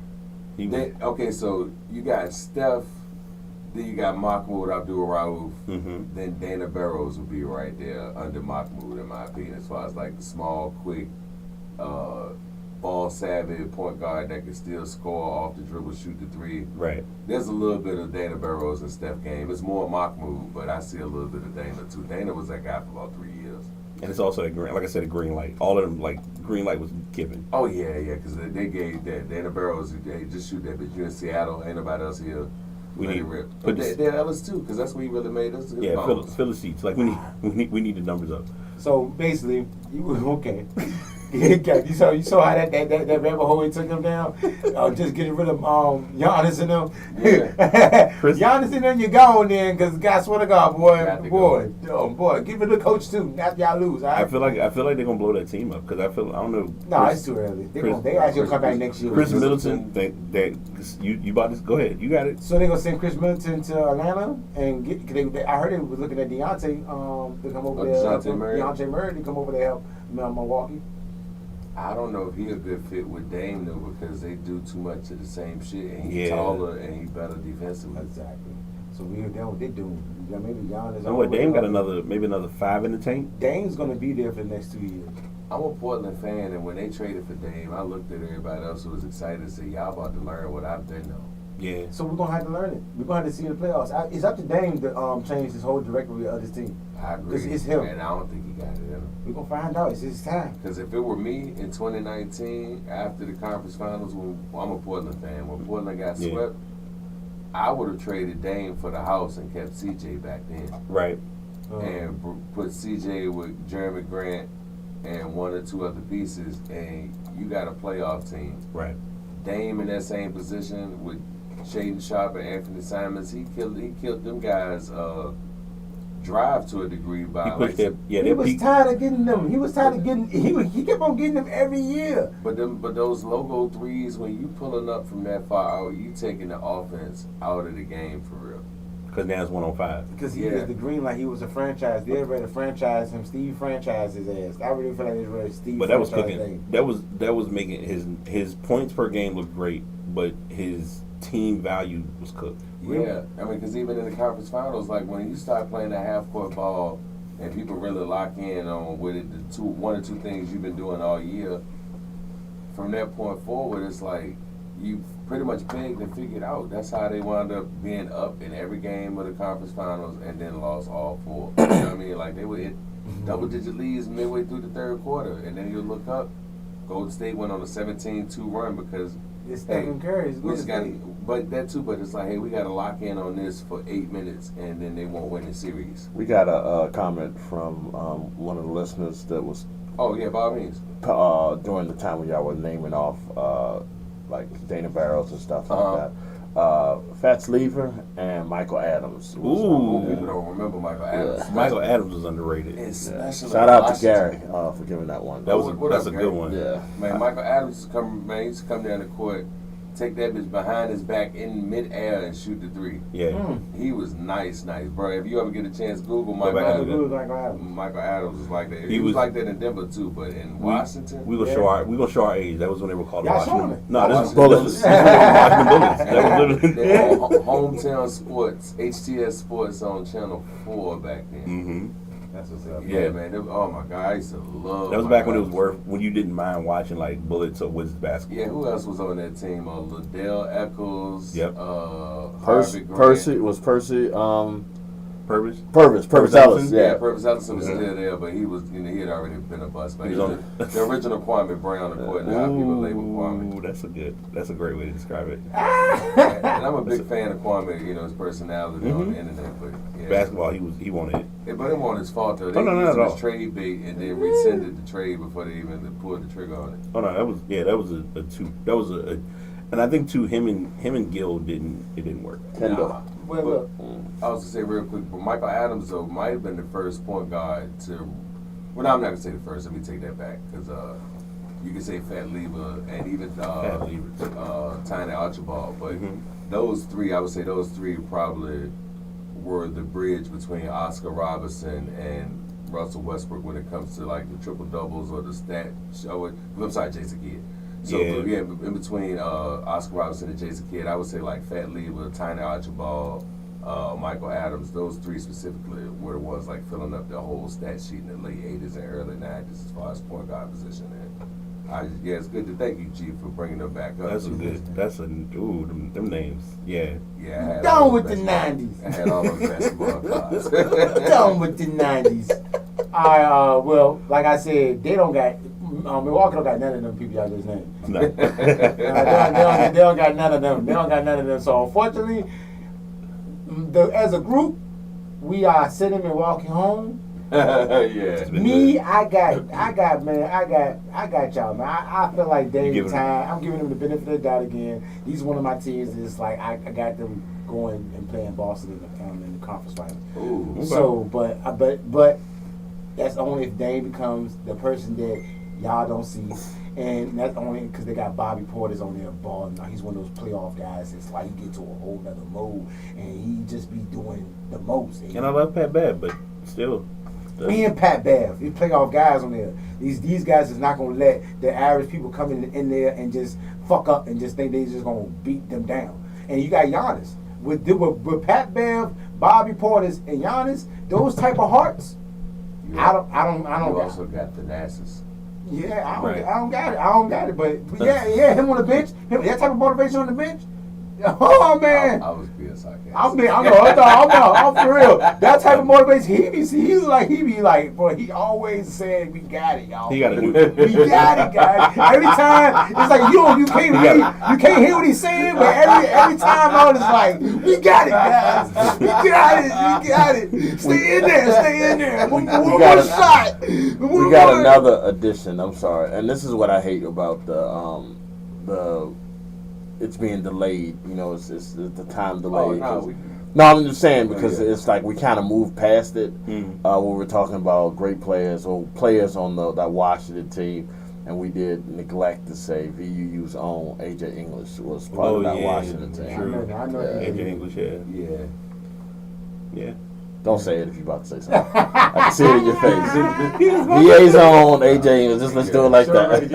No. AJ English was that guy. Oh, okay. Nah, we say Union. I just flashed back to all them sitting in the stands watching Kendrick Warren when Kimmy played for TJ. And I went to the game and because my daddy played football for Union and shit, so I went to the game and that was a game that Kimmy bent the rim on Pat Mahmoud. Shout out to Pat from Jazz Sports Society back in the day. But he came baseline and cocked that bitch right. I mean, it looked like Ant on Watanabe. That shit was so nasty. And I was a little kid. And they stopped the game for like 45 minutes. They had to find another rim. Yeah. All right, man, I love that. Well, since we talking that, do you remember back in the day before Kendrick? I think we're rough around the same time with Kendrick. And Kendrick was great, and he went overseas and was the man. Do you remember when I was growing up? We had another high flyer played in Armstrong, Alexander Coles. No. Do you remember him? Alexander Coles was. You from? I know I'm from there, but I don't remember Alexander Coles. Alexander played over the rim. Okay. And I remember I saw one game with the two of them together, and it was just like a dunk fest. Oh man. My closest Armstrong hit would be the Pastels. Okay. Either the Pastels, Raymond or Dream, or Demon. Either one of them could dunk. They could. Yeah, I remember that name. Demon was small, and you'd be like, oh, he'll I'm like, all right, okay, nope, I'm not. Yeah, I'm not being caught under. No, sir. Hey, so real quick, let's segue into that. That wasn't even on the docket for today, but like, who are some of your most memorable hometown basketball players? Any era. You know who I'm gonna go with easily, because you know, I mean, I gotta give Crockett his flowers. Juwan Crockett did work for TJ. Yeah, we biased though.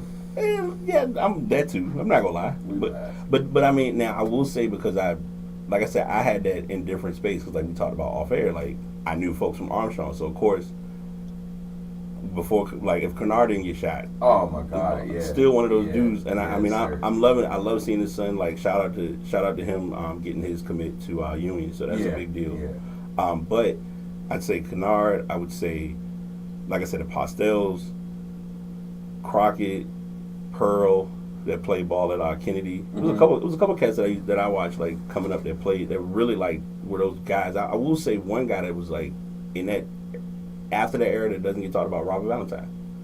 Yeah. Well, I mean, he's younger, but he was still, like, Valentine was just, it was something different. Oh, I got one more. And this will be the one that's going to really, it still sticks with me to this day, Frank Mason. I was to say Frank Mason. I was just in my head with Frank Mason. Yeah. To this, like, I got a long-term story that lives with me when they played so it was a big game at Virginia State. It was like 4 games, and the final game was John Marshall against Petersburg. Okay. And Frank Mason destroyed JM. It was like fourth quarter. Like, I think end of the third, somebody from John Marshall hit a half-court shot. It was like, ooh, crowd got hyped. Mm-hmm. Fourth quarter, it was Frank Mason's show. He was like in 10th grade, walking into an open gym, and he was balling. It was like, hey, that's the dude right there. I was like, who? And he did a dunk. And I was like, what the fuck? Because he's so small. Yeah, right. And it was like, what the fuck? He just bounced. He just bounced. He just went up. He just went up. It was just like, all right, yo. It was just like that. I was like, what dude? I had to go find him. I my head pinned to the court, and he was up in there flying, dunking on somebody. I said, hold the hell on. What the hell? His explosive. I never seen somebody that small and was able to explode like he exploded. Pause. Yeah. But you know what I'm saying? Bruh had a lot of. He had a different mode. He was one of those shifty point guards. He had a different mode, bro. He could easily just one moment he dribbling, and next thing you know he diving to the hole. And then he up in the air. I never seen that. Yeah. I'm a lot older than y'all, so my high school quote unquote heroes, y'all probably don't know most of them, which I might know. Some know some of them. And I'm gonna go with a friend of mine's that no longer with us. I think he would have been. He was a multi-sport star when I was in high school. A guy named Carlos McNeil. You talking about Jeff brother?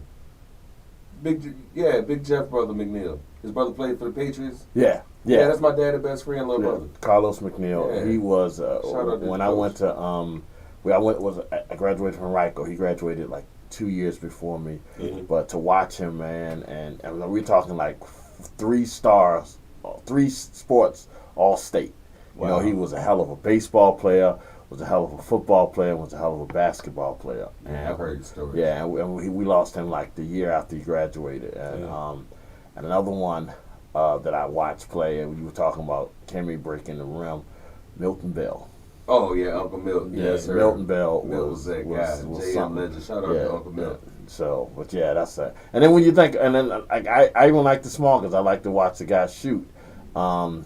Petersburg, Kenny Harris. Okay, Kenny Harris. And I come from the county. VCU? I can't remember where Kenny went. I think he went to VCU when Tom Catton was in. Yeah, okay, he did. And then I'm from the county, so I'm gonna throw somebody in here that probably none of y'all heard of. Well, y'all might have. Van Harmon. Yeah, this was the slight boy. Yeah. He was Steph before I even knew what Steph was. Van Harmon, and then he went to Union. As a matter of fact, Van Harmon, when the white boy went to Union. He was like a Tim Legler type. Yeah, I remember Van Harmon. Myself from the Springs. Nice. Went to VCU. Oh yeah. They were right underneath my little brother. It's crazy to say him because I was about to bring up my dog, and of course I'm biased with this because like I said, him and my brother been best friends since elementary school. But Andre Ingram, man, shout out to Dre. Yeah, man, Dre had the nastiest pull up, like man. Shout out to I've seen Dre come down. We'll be at Cool Springs hooping and shit.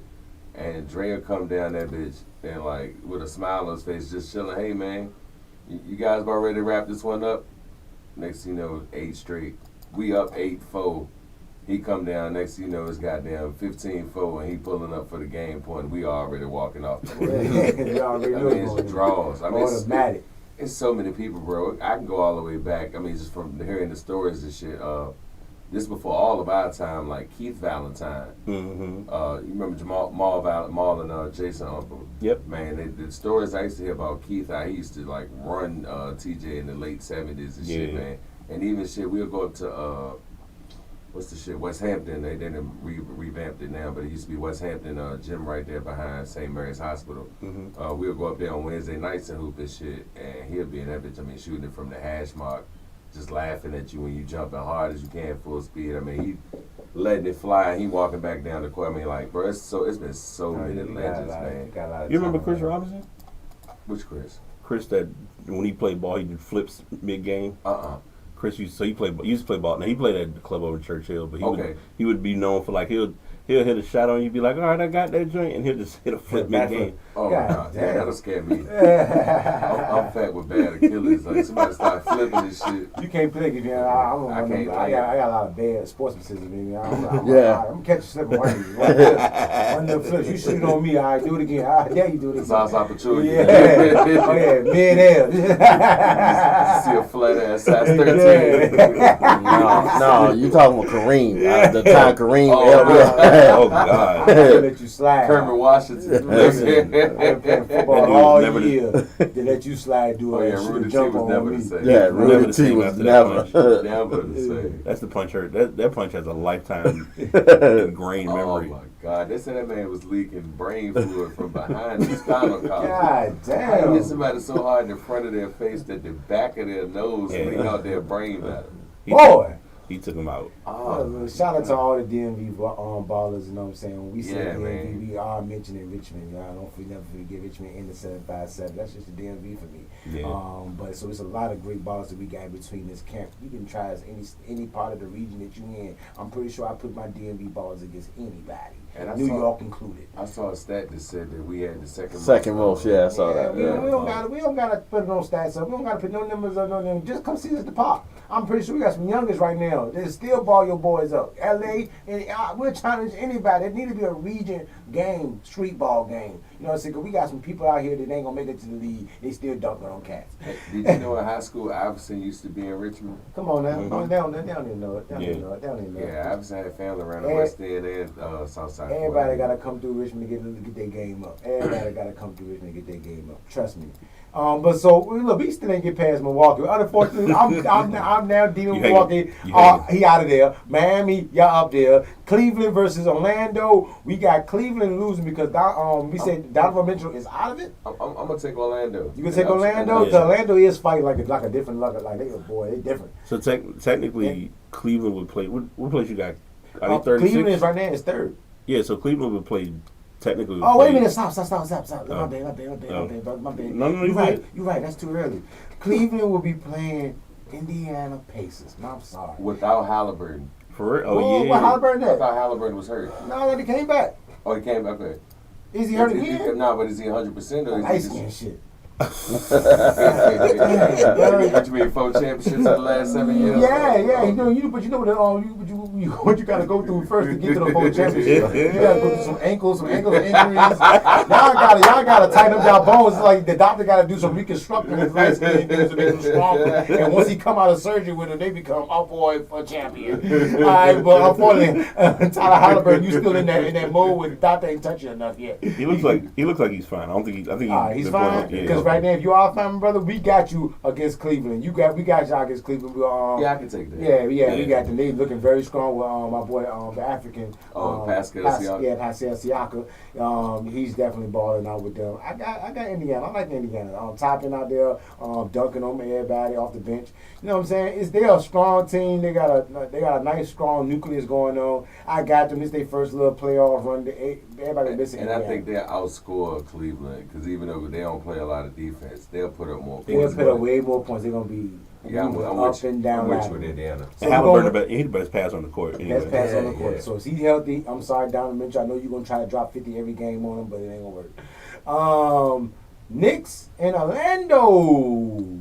That's the matchup. See, that's why it looks so easy. That's why we say Orlando so easy when they play against Cleveland, because they're gonna have to play against Jalen Brunson. Jalen Brunson right now, that's one point guard right now. That I think he's gonna have all their point guards having a lot of problems guarding him. Because you look at the point guards that they got a lot of injury type prone guys too. That we don't know, but they are big, but are they defensively sounded to guard Jalen Brunson? I don't trust Thibodeau.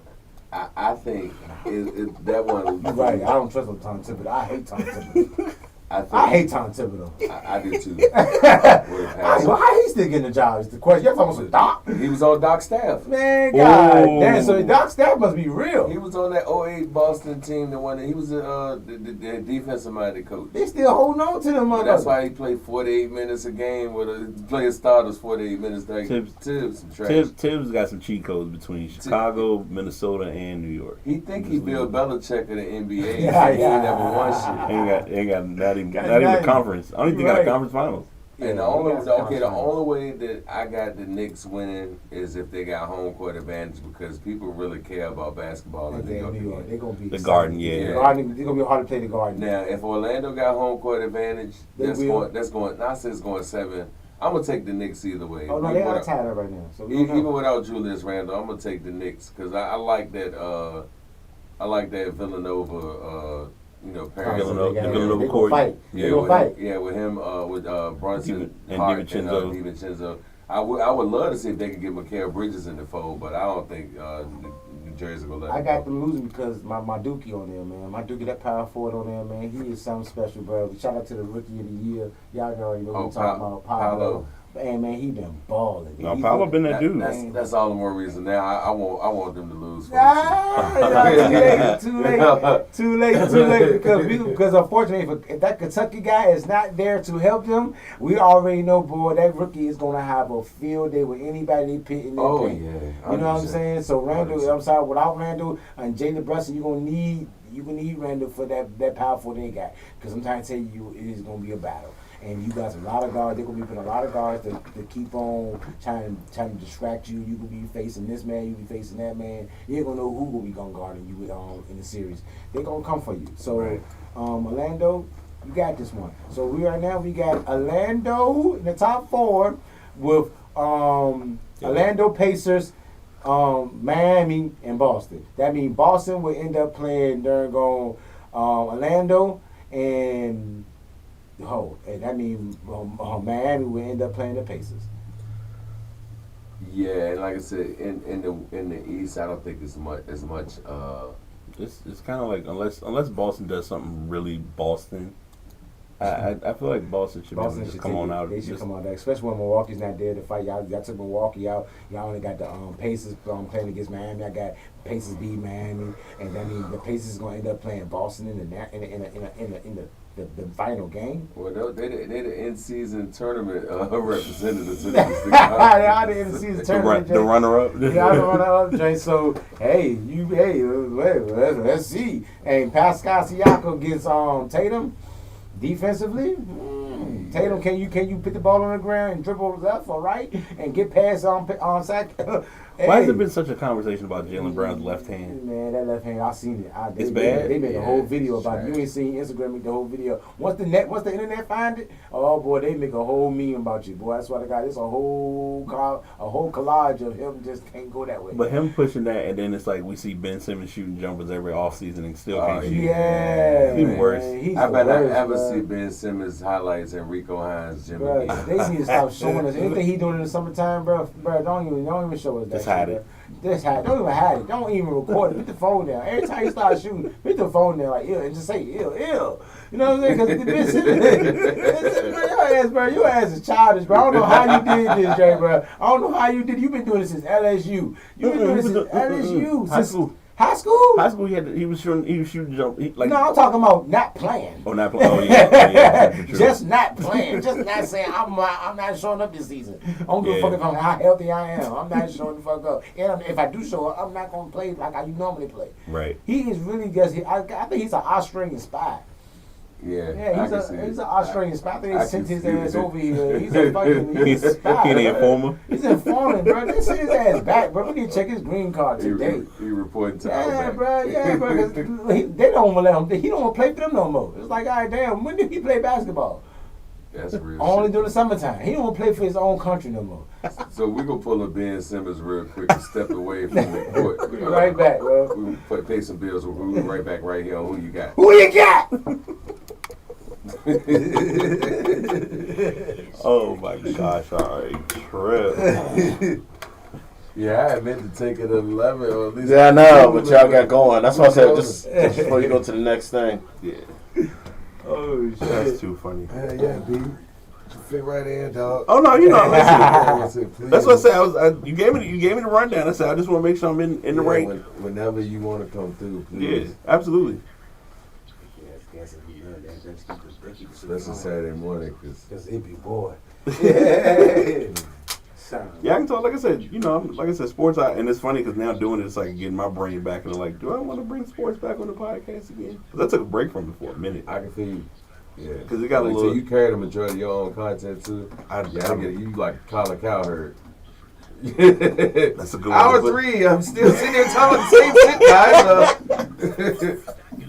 I don't think Magic's the type of guy that should be in the front office. He's out there moving, he's shaking, he's popping. You know Magic. I mean, he's everywhere. Like, you can't have Magic sitting in the office when he can go talk to the kids. No cap. I want to say it was one point I felt like every season I kept talking about Brady and his division and the NFC East. Oh, yeah. Every As year. a former Buffalo fan, I don't never want to hear that nigga name again. I'm so glad he retired. My was 33 That's and the 3 perfect time against for me to us. get a sports podcast. Yeah, When he's gone. Yeah, he's 33 and 3 against I'm a Falcon fan, you see. So It's cool. I ain't mad. We all. It's all. man. Oh, I'm fine. No. Yeah, that's we go back You do to. know that the break's not like forever. Oh no, we good. No, sit your ass down and about to go back online. We're glad you said something else now. I know. You said I'm ready to go to the microwave. I went and did another 60. That's what's up. I want to do another 60-second commercial since y'all won't know where in hell y'all gonna be ready. He was stumbling and bumbling over the mic. I was right there with him. Shit, took me a 13-second nap. All right, after this drop, I'm bringing y'all back in. God, that sandwich look good too, bro. No, sandwiches. cocoa bread, homemade cocoa bread that she tried to make. God. She over there sampling, and then she put the chopped cheese in that drink. So it's, Cocoa bread. Oh, yeah. man. Homemade cocoa bread. Oh, I've been over here looking at everybody like this. That motherfucker be like this. You can't wait to crack that. That shit looks so good. And I think I I'm put It's weird that had me stuck. I'm like, 'cause I thought it was like one of the peanut butter and jelly crustables. I was like, this nigga, man. It made Yeah, my them dog- motherfucking.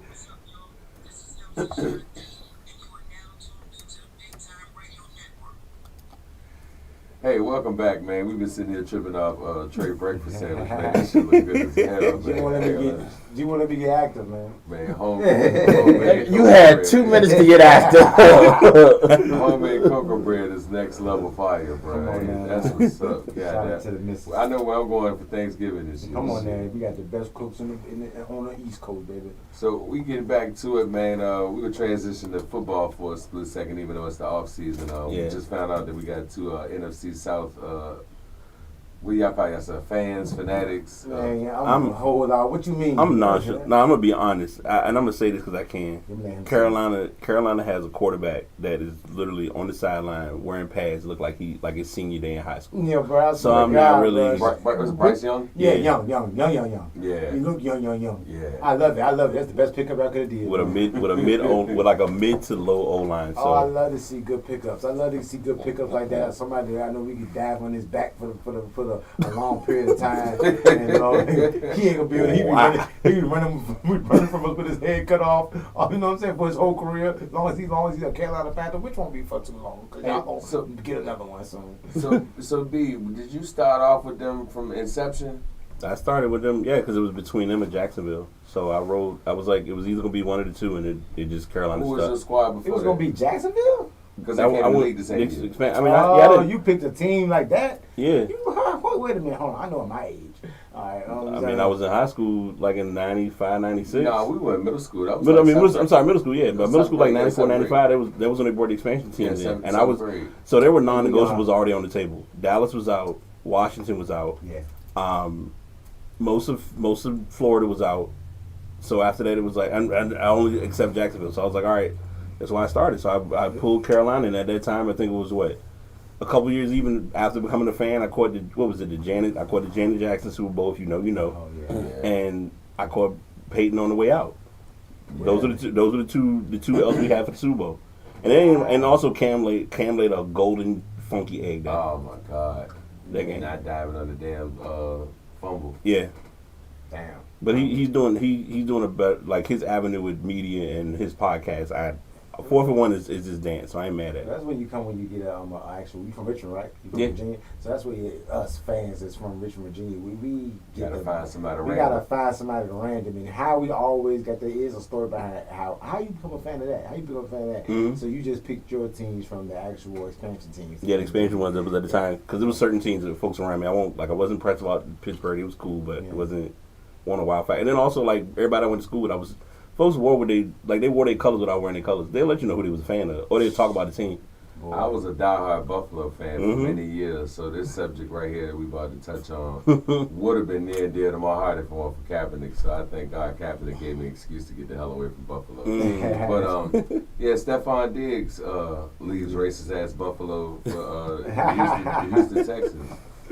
What's y'all take on that? Give a hand clap to Stephon Diggs for being able to join his brother in Texas. I know it felt like during the off season, during the season when the younger Diggs got hurt, you kept on seeing him in the Buffalo locker room and there where he was walking his brother down the tunnel and everything like that. I'm like, damn, Diggs, who do you play for? You hurt or not hurt?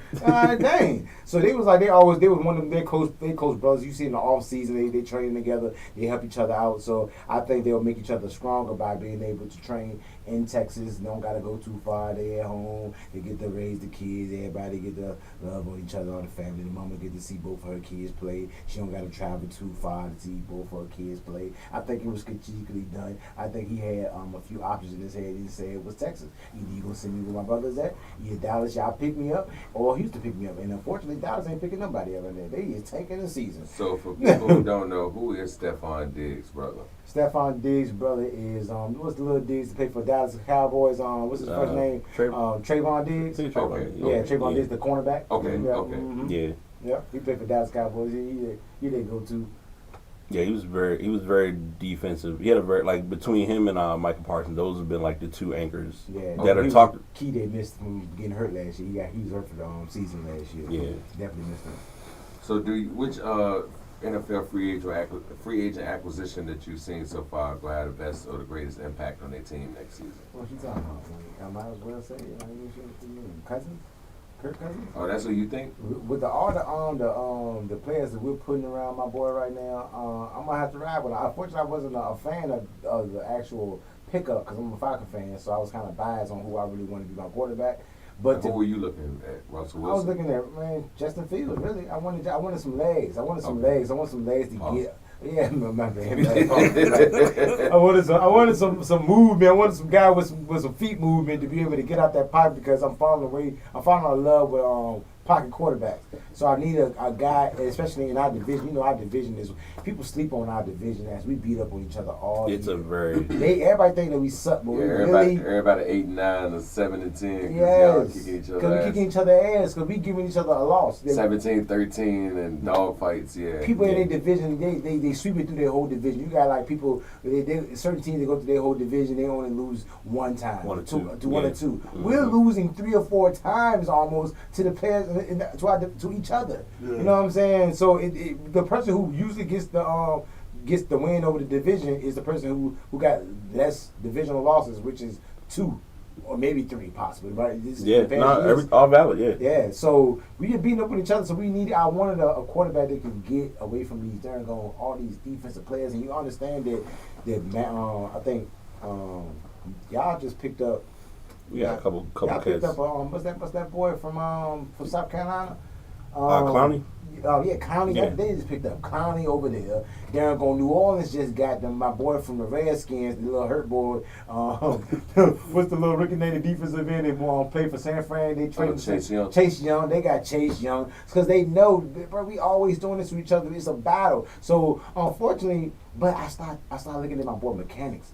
I said, if Cousins even got a little bit of those mechanics still there, and he can get that ball out as fast as he can out that pocket, we got a fast-ass tight end. We getting all these fast-ass receivers. We got tall receivers that he can be able to get that ball in different positions, in different spots that normal quarterbacks like Justin Fields can't do, because Justin Fields, his accuracy has been a little bit lackluster. So I think we really need somebody who can get that ball on the head and get our targets that they couldn't get the ball throughout the years and get them over that 1,000 hump. I think it's really to happen. We ready to have my boy Pitts ready to get 1,000 yards. We ready to have my boy London. He ready to have 1,000 yards, and that's the whole point. If we can get these kids right there 1,000 yards.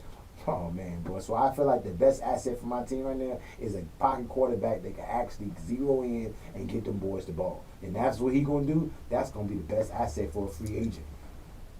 I'm trying to tell you right now, who gonna beat us? If we can get the talent that we got, the ball. I don't want to go next because I'm not a huge follower of football. I like to see good players play. I like to see certain players play. I'm excited to see Baltimore next year. Oh, because Derrick Henry? I'm excited to see Baltimore next year. You're not wrong. That's probably one of the... That RPO is something I would never want to look forward to as a defense team. Especially in cold weather. Oh, my God. He playing against all those cold weather teams. There ain't no dome alive. Wait a minute. Who got a dome in that division? Nobody. It's you really going to have to tackle this man in December. 17 degrees for the high. Man, with the lake effect right there, bomb, and coming off that ocean right there, man. What the world? Oh, Chesapeake Bay, forgive me. It should have been done. Somebody should have been picked his ass up. Steelers, y'all slipped on this one, but unfortunately, y'all picking up everybody. Y'all saw that pickup and said, get another quarterback. Y'all saw that pickup and said, get another linebacker. Get another safety. Get somebody. Get somebody. Give me everybody, because they picked up Quinn and everybody. The Steelers over there in the division, they stacked up. They probably gonna be the only ones that gonna fight them on this as much as they can. But I don't think nobody gonna beat Baltimore when the season start up. Man, that offense is gonna be treacherous. Now it's the defense. And Tomlin fighting for his coach job. You don't got to. Why? He ain't lost. He ain't lost, but this year might be a. Man, I'm not taking it away from him. I'm just looking at it as he black. Man, that's it. Man, you understand that Bill Belichick would never got fired. They had, I think him and the owner of the Patriots, Robert Kraft got him. He politely asked Bill Belichick, "Can you please leave?" And now he's selling the team. Yeah, he probably was trying to sell the team the whole time. Yeah, he just announced last week trying to sell the team. Bill Belichick said no. He probably trying to sell the team for years. Bill Belichick said, "Bitch, you playing with me? You not selling nothing." He was the real owner of the Patriots. What we have here is we have a good thing going, and we're just looking forward to San Diego next week. Exactly. Any questions about San Diego? On to the next one, man. That nigga Bill Belichick said, I'm not on Snap Face or Insta Chat. So nigga said Snap Face. That's the free agent nobody pick up yet. I'm not on the Snap. coach. I'm surprised nobody. Where's Bill Belichick job at? I'm not on Snap TV. Face or Insta Chat. Was the Falcons the only people actually looking at Bill Belichick doing it when he was doing the pickups? Yeah, it's a wrap. He was on. Yeah, he was on. We the only ones really kind of giving him that talk. They mentioned Carolina for like a quick second, and then it kind of faded out. Yo, I think he done though, bro. Like is the era of him. Is it? He didn't go to college? Him, Saban, Roy Williams. Like it's crazy because I had this on here earlier, and we can segue back into basketball with this one. I saw something yesterday where Rashad McCants was speaking on some of the subtle prejudices he experienced under Roy Williams while he was in UNC. And so my question is, when you see Nick Saban retiring, you see Roy Williams walk away from the game, you see Mike Krzyzewski walk away from the game, you see Belichick walking away, you're seeing a lot of these staples and the greats from yesteryear. Jim Boeheim forced out in Calipari looking like Calipari got one foot out the door. I'm about to say he looked like his salt timer has started. Yeah. When you see this, and you see the Jared Mayos and new black coaches emerging, what have you, I see a shift in the landscape It's like you see Is it just me, or does it seem like the old guard of like? And I don't want to say plantation. I want to say slave masters. Yeah, I want to say plantation style coaching, but no, all the slave masters is gone. Everybody's aware that their jobs have been dominated by NIL in the college landscape. Mm-hmm. If you really think about it, so like McCants, I got a love-hate relationship about his dialogue sometimes because I understand he's going to speak on what he speaks on, and I'm not against it, but I also understand too. Like if you really look at it, North Carolina, you gotta read the room. You know where you at. You know what the party is. But go ahead. That goes back to, was it really even coaching then? Because right now, if you only can coach off of you only can win off of your coaching, not actual off of the players that you put to receive every year. Because everybody, all the good players coming to you because that's the only ticket they can get from TV time. You get the TV views, and you get all us to come together, and the big blue bloods, they end up winning, and then you get the scouts to come look at you. On now the NIL deals and switch that up now, and then these players are able to go wherever they feel like because they know they gonna make money here, money there. They don't care about all the shit that's going on, all the politics. So it's the coaches that we're losing. We say that's the best coach. You need to go to him. He'll coach you good. Why is he leaving? It's the best time to coach now. This everybody getting even. Everybody even there. Everybody ain't getting all the number ones. They coming just straight to you. Them boys is picking where they want to go, and they don't care where they go as long as they get their good contract in their deals. So what's the problem? Why all these legendary coaches? Why are y'all leaving now? Because it's the best time to show your coaching styles. Is it a possibility of burnout? A burnout what? As coaching. Is everybody know their playbooks? Between knowing the playbooks, between knowing the style, because like if you think about it, Saban done coached Alabama for quite a while. Saban has done what he could. He's gotten his rings. If anything, it was going to be for notoriety and play. Some guys now understand that they want to transition into that business side or business role of looking. Because if you think about it, I'm not going to lie to you. I don't want to hear Saban, even Brady, Belichick. I would not want to hear them do podcasts. And that ain't That's where they going. I wouldn't mind Brady as a podcast. Brady might be. It might. Tom Brady? Yeah, he would have to have a host that's more dynamic. He'd need a moderator because he'd have to have somebody that can bring out the conversation. Feed him with pause. Yeah, I knew what you meant. Yeah, he definitely have to have somebody to give him the information. But like for instance, let's go to I'm throwing McCants under the bus unintentionally. I couldn't hear McCants on his own podcast do content. Absolutely not. Hell no. Should have 6 viewers. Maybe. 6. Like I just don't think I don't know, and I'm not saying like I said he knows his experience at North Carolina, but I mean the game has been the game. We've seen it be played how it's been played for a long time. Mm-hmm. It's not a new business. It's not something that we should be like blindsided or surprised by because we saw the writing's been on the wall. Oh, that's me. Okay, my bad. But yeah, just knowing like how things function or how the game plays out, it's like just a major transition of. It's time. It's some of these coaches done got their time, and it's time for them to pack it up and get on up out of here. I think it's the NIL deal, and I also think when you have a coach like a Deion Sanders who has the entire gambit as a former player, Hall of Famer, first ballot Hall of Famer, right? Charismatic personality, cachet in the media space, cachet in the entertainment world. Like a Nick Saban can't compete with a Deion Sanders. Nah, especially on the media level. So when you have Deion coming into your house talking to your kids, and he can guarantee that he can get them a bag, where is the competitive advantage for a Nick Saban type? You know what I mean? And like y'all saying, I think with the playing field being even, you're seeing a lot of these coaches were in it for the ulterior motives, in my opinion, because if it's strictly about the love of coaching, like Trey was saying, why would you walk away when there's more competition and everything is more balanced at this point, unless you enjoy playing it on rookie? Yeah. And they force it on all Madden. Yeah. Right. You don't want to touch the sticks no more. You don't want to touch the sticks no more. Now you intimidating them. Because like, even in the NFL, when Saban was there with Miami, that's closer to an even playing field. And like Deion always said, he couldn't coach somebody who's a millionaire making more than him. And I understand that part too, but the other part of it is, but that's coaching. That's the other part of it. That's exactly what I was about to say. That's coaching. And when you have to really dig in and humble somebody who's on your level or can exceed your level financially. I don't care how much you get paid, boy. I don't care how fast you is, boy. If you don't listen to what I tell you to do, you won't play, boy, because you messing up the way my rhythm on the game is right there, boy. I got the playbook. I got the remedy to what it is. You can be as fast, you can be as strong as you want to be, boy. But without this playbook right here, you can't get nothing done. And there's some coaches out there, I don't care how talented you are. If you can't get what he got written down and put that bitch to life, you're not going to make it work. Or then there's some players that's so overly talented.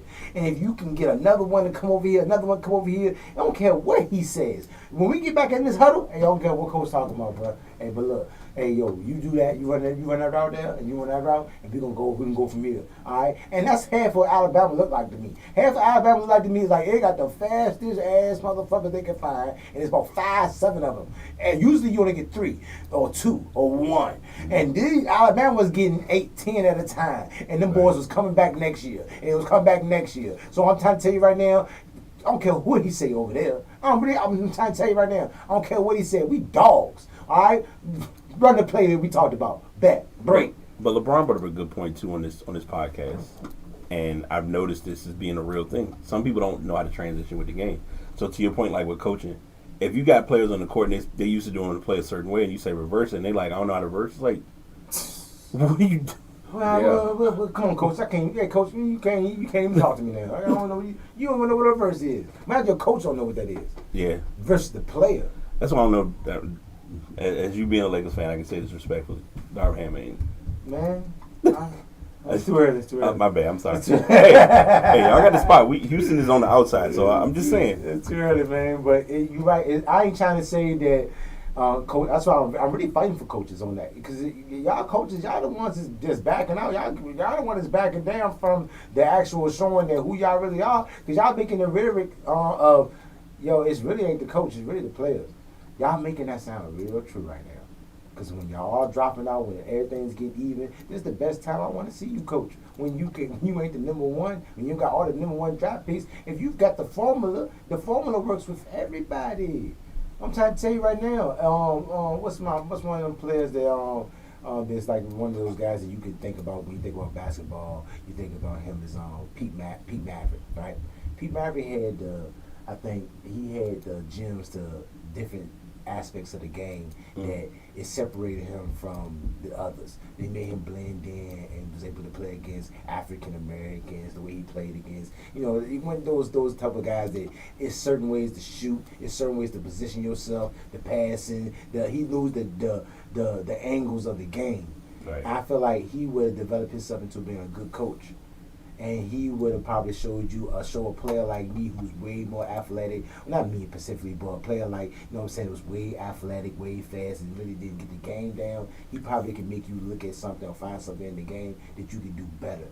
And that's a good coaching. No matter how fast, no matter how athletic you are, I know the angles of the floor. And I'm trying to tell you, brother, it don't matter how fast you is. If I know if I can cut you off right here and you can't get back this way, I'm a coaching y'all. I'm positioning all my defenses is to shift this way or to shift this way. It's angles of the floor. I can pitch you right here.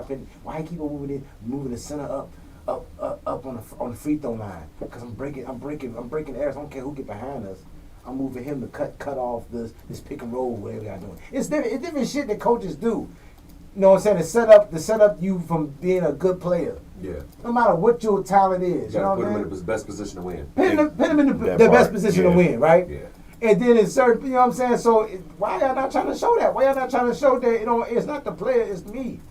I think that's part of what messed up things in New England with Bill Belichick, though. He couldn't allow Brady to get as much credit as Brady was getting without wanting to show people. And he was the brains behind Brady. Brady left and went without him. And now Belichick look like he won nothing.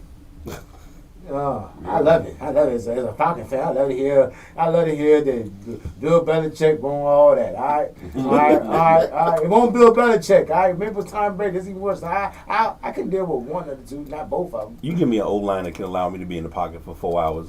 Come on, anybody. Vic, imagine Vic not having to run.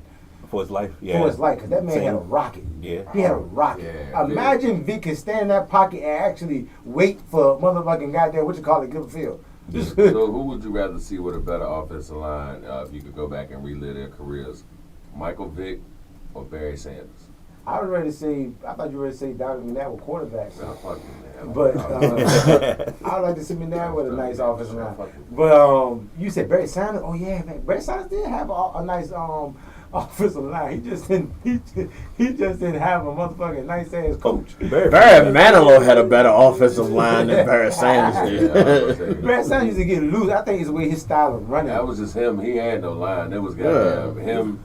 Oh, Barry was the definition of a freestyle as a running back. If you really think back on he it. just got loose. He just got. I don't feel like he had needed to a get loose. So line. they, Were they coming in there like that? It was 5 yards into the backfield. Yeah. 80% of the time. But that's why I don't think I would like to see Vic with a better line, because I think Vic having that subpar line made him Michael Vick. Made him have to do what he had to do. And then maybe later on down his career, it would have been great for him to have a especially if he ain't fuck with the dogs. But but if he would have had, I think if he would have had a let's say like a Cowboys line in the time being, then he would have been forced to become the quarterback that NFL wanted him to be from the get-go, pocket quarterback.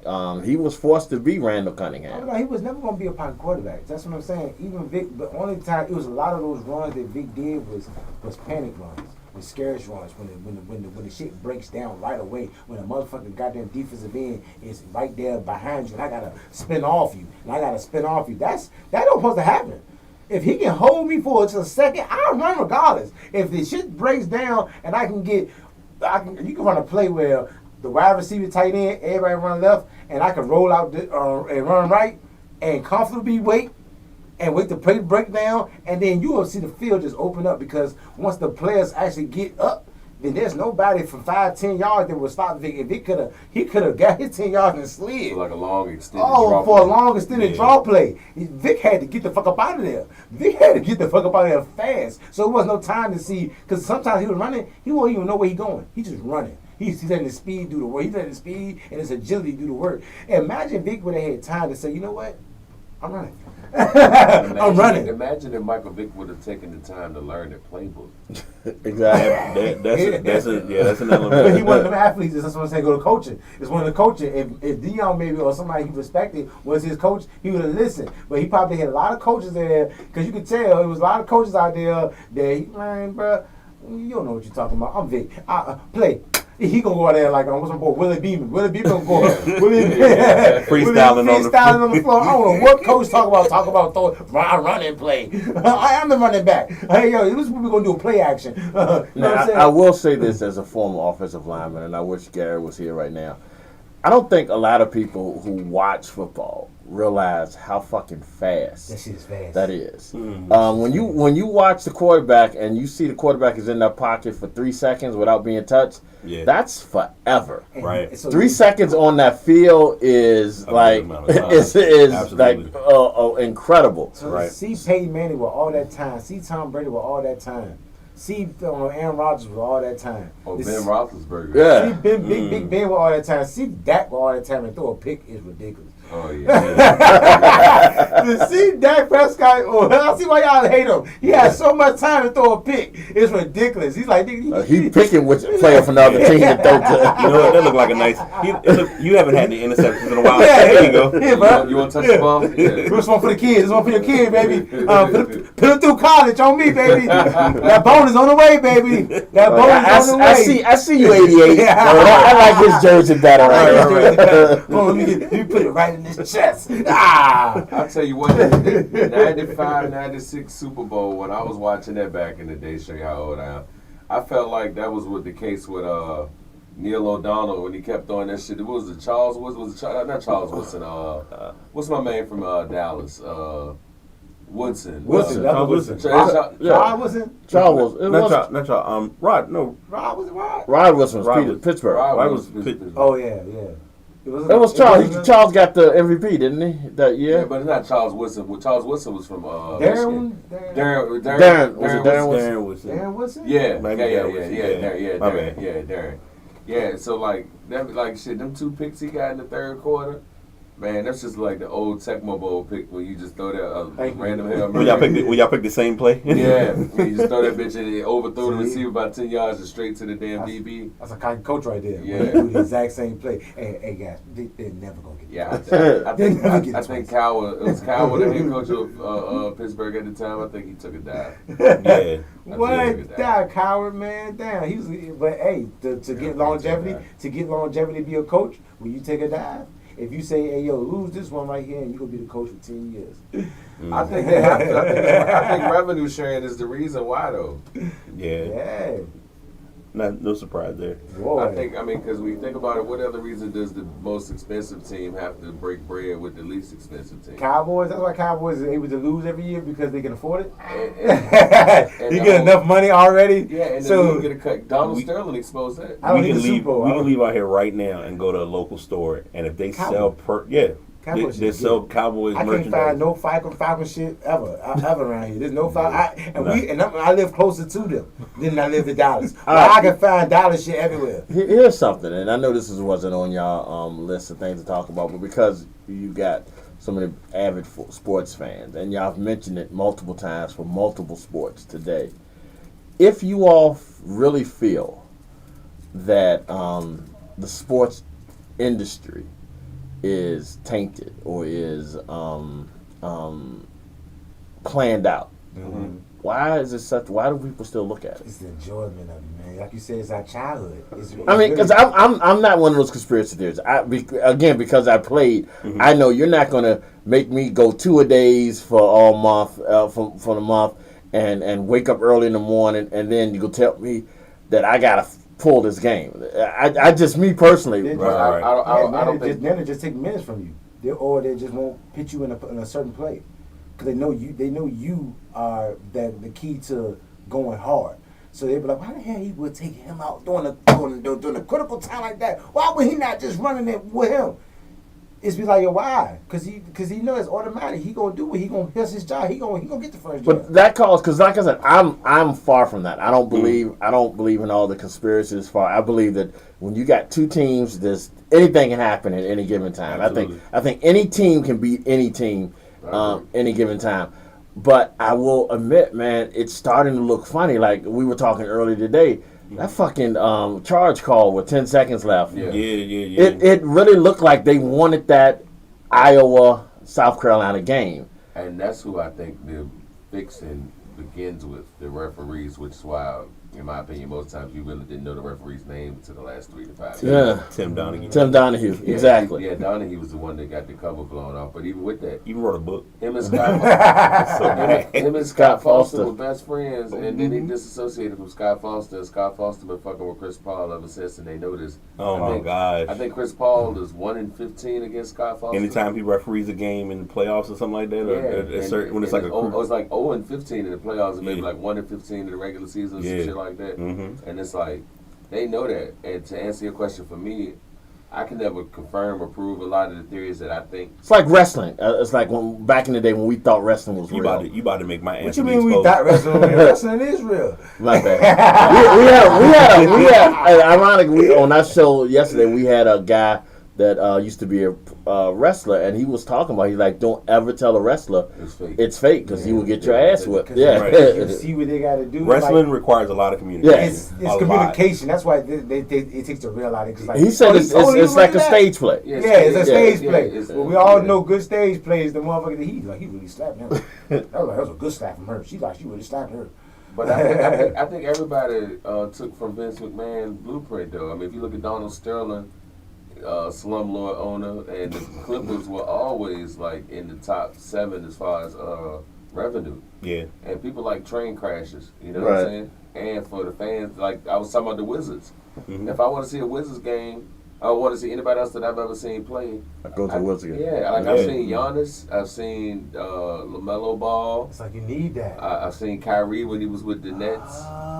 And I just saw Steph with Golden State not too long ago. So you saying that keeps the ticket right for us to make sure that they are at a level where they're not that good, so we'll be able to you can go somewhere see. you can go somewhere regionally and see one of your favorite teams against somebody who can't beat them. It's almost like the Washington. So you take you take that part of it, and then you like to say you take the referees that you don't know the referee's name. One fan of foul call in the second quarter that can determine the outcome of the game. Obviously, we saw that. Yes, we saw that last night. So you telling me that they would never let a small market team win 6 rings back to back? Never. No. It would never happen. No matter how good that player is on that team. Nope. All right. So you just that just added to my point where I was gonna go. Shit. So number one is parity. That's one part of it. You want that parity with sports. Number two, the term is said without being said. We all watch it because of it being such. Sports, entertainment. Yeah. Right? Then also you look at it as every venue that plays in every sport is named the Capital One Arena, the Bank of America Stadium, Invesco Quicken Loan. Right. Now they got the shit on the uniform. I hate it. Oh my gosh, yeah. Every sport is doing it. And you know, Rasheed Wallace tried to sue the league back in 2004 because Nestle Crunch was going to give him $1 million annually to get a Nestle Crunch tattoo on his leg was visible, and the league told him he couldn't get the tattoo because they was going to do him like Monica got done in her music video, and like J.R. Smith got done where he couldn't wear a certain Supreme. Or even like the Dream Team had to wear the flag on the left side to cover the Reebok. See, that's crazy because that's what I'm saying. That's why the NCAA is where they at right now, because y'all love making money off us, but when a motherfucker try to make money off themselves, y'all say hell no, I got time. And which is granted, you do pay my paycheck, but god damn, bro, let me get some money too, man. It's money out there to be made. But that's why I credit Vince McMahon because towards the end, wrestlers didn't get to do nothing on their own. Towards the end of the initial steroid allegation of the mid '90s in the NFL, in the WWF, which was part of why they rebranded to WWE. That is, I never thought about that. That is true. So, and part of that, they had Roberto Alomar and a couple other people. I can't remember everybody's name, but they all testified to Congress and basically were saying that Mark McGuire, Sammy Sosa, during the whole Balco initial thing, they basically had to go. The commissioners had to go before Congress and explain that the outcome is not determined strictly off of athletic competition. That this is all theater. That's where the term sports entertainment came from. Vince McMahon branded it from the wake of that congressional hearing. I think it was '96, if I remember correctly. About right. Whenever baseball had their last major lockout. Yeah. So it was 98, 97, and then 98 was all the home runs. Right. That was when everybody was swinging for the fence. And they need steroids back in MLB today. Well, they put it in there full-fledged because it was already on his last leg because of them admitting that this shit won't like. Right. Because you got baseball purists who've been following this shit, you know, who remember the fix of 1919, who still don't believe that actually happened. Can we get a hold of the league where they just allow them to do what the fuck they want to do? Take what they want to take. Just like, you know what I'm saying, XFL should be the most relaxed. The most relaxed. It should be, we get it. This is the structure one, and give us the motherfucking extreme one. The one the motherfucker you got a dude that can carry a car on his neck. We want to see him hit. Because the minute that happens, liability. Well, no. I'm not even going to sadly. The minute that happens, the NFL's gonna take over. When the minute the NFL sees that somebody, I mean, that's just like and I know you might have had to go do this later. The minute, I think personally, like, Ice Cube, only reason he went to Caitlyn was to fuck with the NBA. Oh, 100%. Yeah. He been saying it. Ice Cube said it. He said, they'll be blocking me. I'm going to try everything in my power to let everybody know that they be blocking me. Right. So why didn't he offer Angel Reese the same $5 million? Because it's not going to hit the same. I know, but I mean... And she would have to take the contract. She probably take that bit. I really don't think Caitlyn needed to touch it because, in all fairness, it's not a real contract. She'll be the only woman playing. It's not a real author. Kenny Martin shot that shit down. He said, man, that's right next to prison ball. Right. No, she can't. They gonna make sure. Is she getting them? Is she getting that much too? Man, it was slavery thin white ass. She ain't gonna score nothing. But she's not gonna get $5 million at WNBA. No, absolutely. And that's sad. That's sad. But like, but that's our fault. That's our fault. We don't lose again. I never told Bill Burr put that's women's fault. Women always complain about not Equal being rights. empowered, not having an equal playing field. They don't go support my wife. I don't And- watch no damn. Yeah, but they'd rather watch Desperate Housewives of Richmond. Oh my gosh. That You shit know, is hard though. I mean, that's, Big Time Radio Network love the female listeners who just want to make sure I say that right now. But go ahead, finish what you said. we love y'all, but we gotta call hypocrisy what it is. They Like, know. come on, man. Like, y'all ain't giving a damn about women's athletics to the level in which it requires for y'all to put the money behind it. Imagine you take her on a first date, right? And you take her on the first date to go see a WNBA game, man. Oh, she cheating on your Oh, ass. that nigga took me to go Well, I don't see know. Not now. Lisa 'Cause not now. Leslie. I think now. 2 years from now, Yeah. once Angel Reese is established in the WNBA, then maybe. But Yeah. next year, Because like you said earlier, and I caught what you and I caught the interview. I can't honestly name 4 or 5 players in college. in college basketball right now. College men's basketball. Mm-hmm. But if you ask me to name 5 female college players, I can do that easily. Yeah. That's good marketing. Yeah, I can do it easily. That's because they've been marketing them to us. Well, that's also because the men But stay they- a year and they're gone. And that too. And that too. The girls be there. and I got another question that is tie right in. So, do you think that Kobe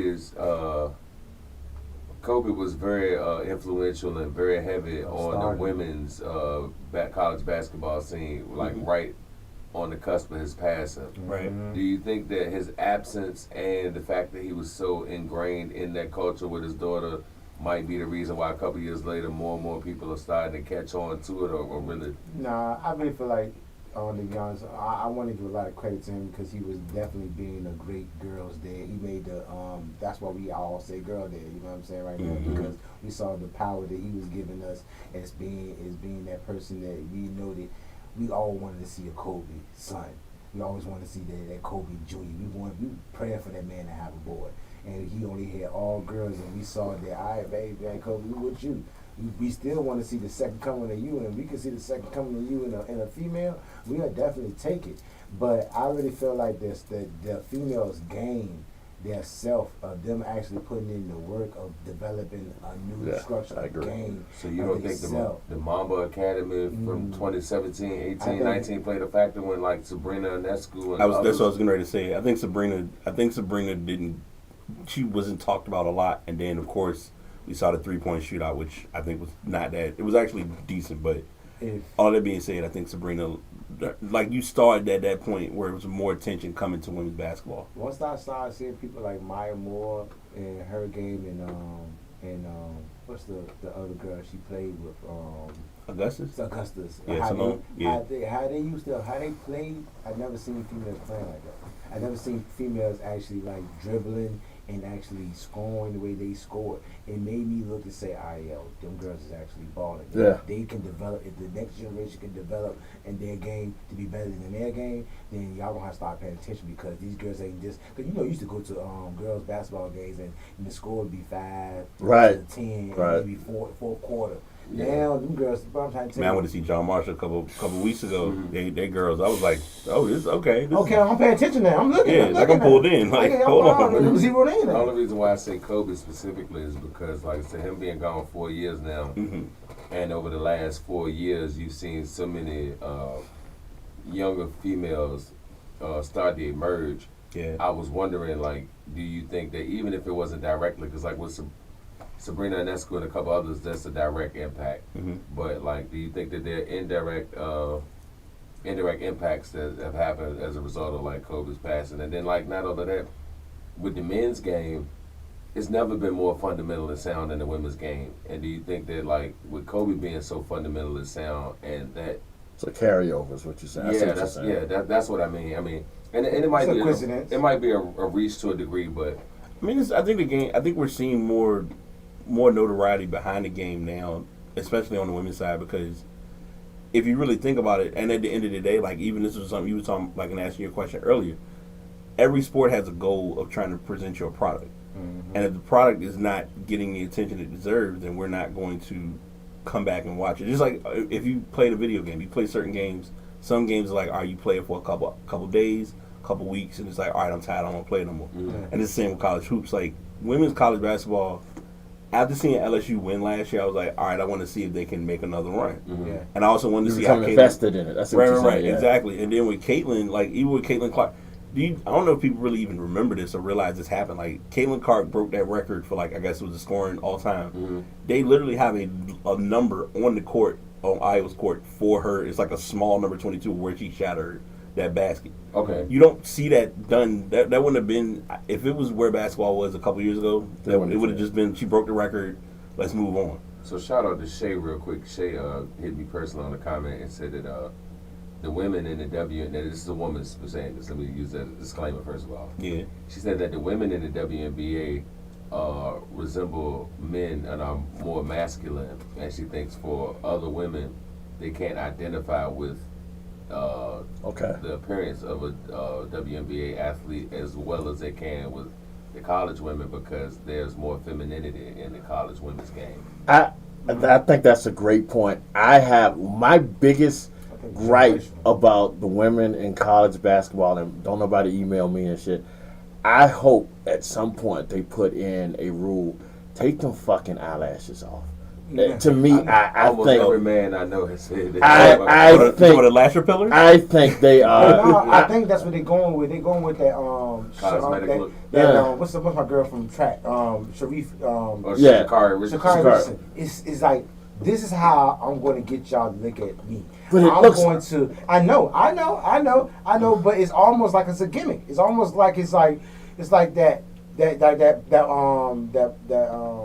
What's that lead they used to have with the girls used to wear the lingerie and the lingerie? Yeah, the girls football. It's like that was more watched than anything because it was like that. But lingerie. But we're not trying to take it that far. We don't want the girls wearing no thongs out there in college basketball and professional. So no buns in basketball. We don't want no buns in basketball, but we want the girls to bring as much of their self. We want. I know. More than that, we looking for. But we want the girls to bring as much as their self, their personality to the game and make it look different than what the guys. Because the guys, if we do it with the tattoos because we know you're gonna see our tattoos. You got cats in middle school and high school with tattoos. Exactly. Yeah, we do it with the. Y'all know when Bron had to cover up his when he was in high school. Exactly. Yeah, but now, yeah, you gotta. That was them fighting for to make it more us, and then we'll come. More of us will come. More of that type of character, that type of player will come and ball. That's why AI changed the game and made it change the culture of the game because. Though they won't let those type of guys in. They won't let us in those Ivy Leagues and stuff like that. AI type of guys. Those guys are getting overlooked. Those hood guys, a lot of hood guys, you want that talented, you was getting overlooked. He got all those tattoos, he got all that long hair, cornrows. We don't want him. We want this guy. I also think, and again, I don't want to get that much backlash. Let's be real. The level of competition now compared to back then, and like when we Cheryl Swoops, incredible player. Right. Lisa Leslie, incredible player. Fucking what you call sister, incredible player. Candace Parker is gorgeous. But what I'm talking about Cheryl Miller, incredible player. Yeah. But they were one out of maybe like they were like that one special piece. Yeah. Like the other girls on that team were good. But it won't household name worthy. But they weren't. They were. You're surprised everybody they didn't double dribble stuff. If they weren't of that level. Right. You got women now that all could probably. I think it's the guys' fault because most of these women on all these college teams probably played with a bunch of niggas at some point. Probably played with a bunch of guys. Yes. And I think back in the day, they didn't allow, and I'm talking about on the courts, on the streets. Girl, get off the boys. Right. You know what I'm saying? But now it's doing. The chick you were saying earlier from South Carolina, the freshman. Yeah. She has, her game tells me she is street ball. Right. Is a little dude named Lil Pookie. Her other brother is she got a whole bunch of dudes around. It's a whole bunch of dudes around. Right. Exactly. That's Pee Wee. That's Pee Wee Little Sister. Let her play. Let her play. She good. She good. Let her get some work in. Let her get some work in. So I got a question too, and it's on par what we'll be talking about. Do you think also like when you say with the women with the accessories and like with the eyelashes and things of that nature, do you think some of that is trying to it's a gimmick to separate that? Do you think it's to stop that too, but to separate themselves from, let's say, like what's the swimmer's name, Leah Thompson, the transgender swimmer who just got stripped back from all of their goals. That just that he wasted everybody's time. Yeah, he was 464th in the world as a male until he had that clip. Yeah, but no, he never even had operation. So he was strictly all the tools are still in the original toolbox. Everything Y. Yeah. No X chromosome. I thought he got clipped. Everything X. I thought he got clipped. So he just because he identified. Yeah, that was the story I was on. Holy shit! I thought he was pre-op. Yeah, I thought he was post. No, I thought and it's sad that we know these terminologies. Right? Yeah. I know he was. The under and over was great when he was running. I know, boy, the fan dude, you never lost me. He was running. Did you see the? Yeah, I did. Yes, sir. There was a dude. What state was he in? Oh my God! He went up to the board to ask for permission. To help them. Yeah, he with his gambling drink. Oh, he was from Dallas. He was in the Dallas-Fort Worth area. A guy named Tiny. He said that he makes a living off of gambling on FanDuel, betting on transgender athletes. He takes the over on them every time. And said he made up to over $100,000 the last couple of years, but it's not legal regionally where they at. It's a guarantee. And he was trying to commission the city council to legalize it. Equal rights to me. Sound like equal rights to me. I'm still on the fact that you just told me that guy might not have been clipped. Because that to me, that's ridiculous. Like, but that's what I'm saying. I'm a firm believer of be who you want to be, do what you do. It's none of my business whatsoever. But just like one of my favorite jokes from Dave Chappelle, LeBron go to WNBA, he's averaging 800 points just because he woke up tomorrow and decided I'm a woman and now. It's going to take for one of us to do it. And it's going to take for us to go to the NBA and for us to not really be like that, but to say, I'm like that. And for us to go over there and win about 4 or 5 championships. And then, all right, there go Dwight Howard's chance right there. There go Dwight Howard. Dwight Howard never go over there. If Dwight's listening, there you go, bro. Dwight Howard never go over there. It's not enough. They would change that nigga name to the Black. It's the Black Howard. They never go over there. They wouldn't let him put the white in his name. There's too many females on the team. He'll never go over there. Too many females. Too much to compete with. But you know, it's crazy though, man. When I look at that shit, like, I really wonder if that play a factor though, for real, because you got all of these men, you know, in other sports competing with the women. I think that might be part of the reason why the women kind of like over accentuate their femininity. They want that in conjunction with, you know, the stereotypical premise for female athletes is usually to be, you know, butch, masculine. You know what I mean? Hey, that's okay. That's okay for the. I mean, that's not okay. I really want them to be themselves. I really want them to if they want to wear lipstick. It's just I don't want you just dribbling around the basketball court like Al Prissy and shit like that. As long as your game is playing actual, like you really want to dribble and score and really play like that, you really not trying to look cute on the court. As long as you looking cute, you can't. That's what I'm saying. It's like both those Skylar Diggins was tough. Right, for every Brittany Griner, there's a Skylar Diggins. For every that's the way I look at it. That's a perfect way to say it. Yeah, T was my girl Cooper from.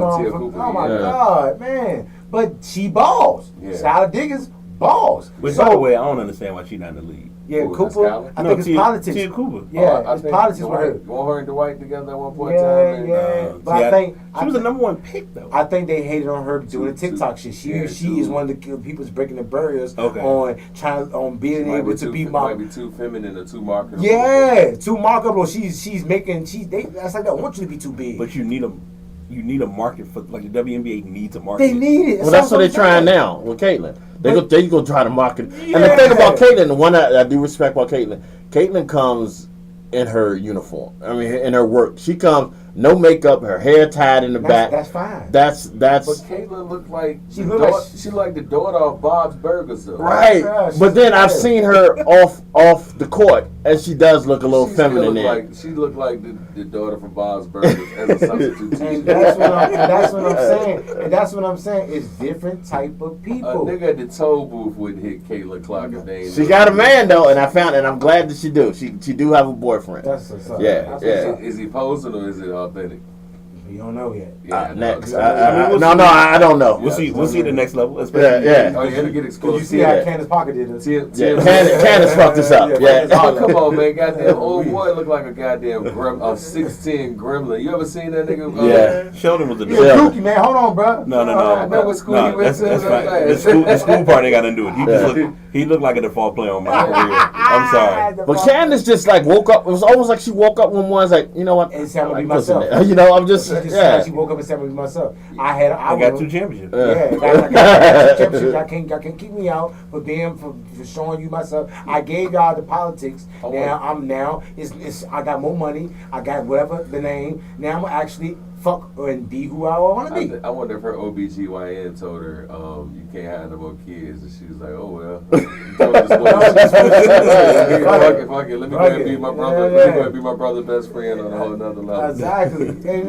But the ones who wants to be, I'm just talking shit. The ones who wants to be feminine, be feminine, man. Ball out, be cute, do what you want to do. The ones who want to look like us or want to be like want to be themselves. Let's say that want to be themselves, do that too. And just this is the same thing the guys had to go through with AI because it wasn't no AI guys in the league. Okay. Y'all can't point them out. I agree. Y'all That's can't a great point point. Y'all can't point those guys that was changing the culture of the game and saying, hey, yo, ain't all of us like that. Some of us want to be cute. Some of us like showing our thighs. Some of us I know I got a big ass and I want to show this motherfucker ass. You talking about the girls, right? Yeah, the girls. Okay, all right. Yeah, the girls. Some of them want to wear the Daisy Dukes, and want to roll their shorts up because I like to look cute. If I look cute, I play cute. And if I play cute, that's the definition of saying if I look good, I play good. If I look cute, I play cute. And that's the definition. That's how they play. Also, let's give Candace her credit too, because she holds her own on TNT pretty good. Yeah, Absolutely. Like Yeah, she do, but she actually can bring Shaq up to like current basketball because he been Shaq, hanging out. because he be oh my Shaq god. be smoking hookah. Bruh, I don't know what Shaq be on. She be out there, I don't really watch the game. I'm just here because I know I'm Shaq, and I know I can say whatever the fuck I say because y'all gonna take the 4 wins off. Yeah. But I got G14 classification, Kenny. I don't have to watch the regular season to know. Oh, and heaven forbid he go back and forth with Charles. He was like, "How many rings you got? How many rings you got? You ain't got no rings." And I'm like, "Oh my gosh." Fuck you, man. You want to say fuck you so bad? Fuck you, man. He told Shaq the other day, if you was Shaquille O'Neal the plumber, you wouldn't have none of them goddamn kids. I don't know. As long as he was 7 foot, I don't care. He would have pipe. You mean he would have that much access to everybody's wife? I don't want Shaq come fix my pipe. You got a 7'1" plumber, you ain't letting every Yeah, females don't care. They look at that man. You ain't letting that intellectual and The childish milkman motherfucker got some shitty kids around here. I know a Shaq plumber would have got some kids. You ever seen the movie The Hand That Rocks the Cradle? Back in the day with Jessica Tandy. You remember what I'm talking about? I know what you're talking about. Solomon. The Better Day Society.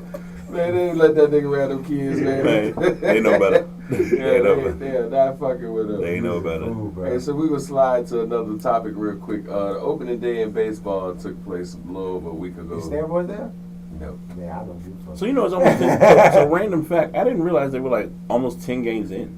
Yeah, They been open. It been started. The 28th. It started last week. It started last week. And we got all about it. Yeah, I saw like I It started on 28th. Yeah. It was one. 28. Last week.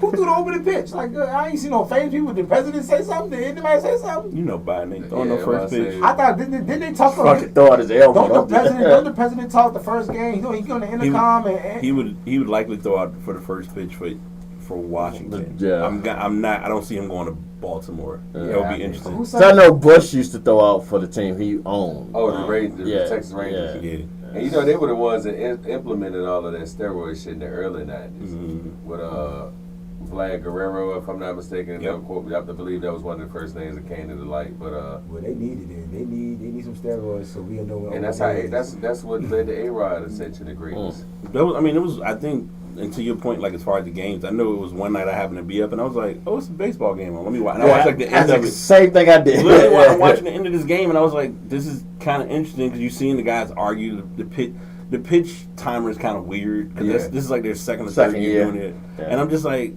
okay. And like even being here in Richmond, like I've gone like not even being funny. This flying squirrels have been in existence for quite a few years. Yeah. Last year was the first time I've gone since they've been to squirrels. Oh, I've been a couple times. I've been a couple times. Yeah, it's a good. Well, did you ever go to the Richmond Braves? Yeah, At Parker Field. Mm-hmm. Yeah. That's the most dangerous goddamn stadium in the world. Parker Field. Oh, yeah, that's what they told us. How to Yeah.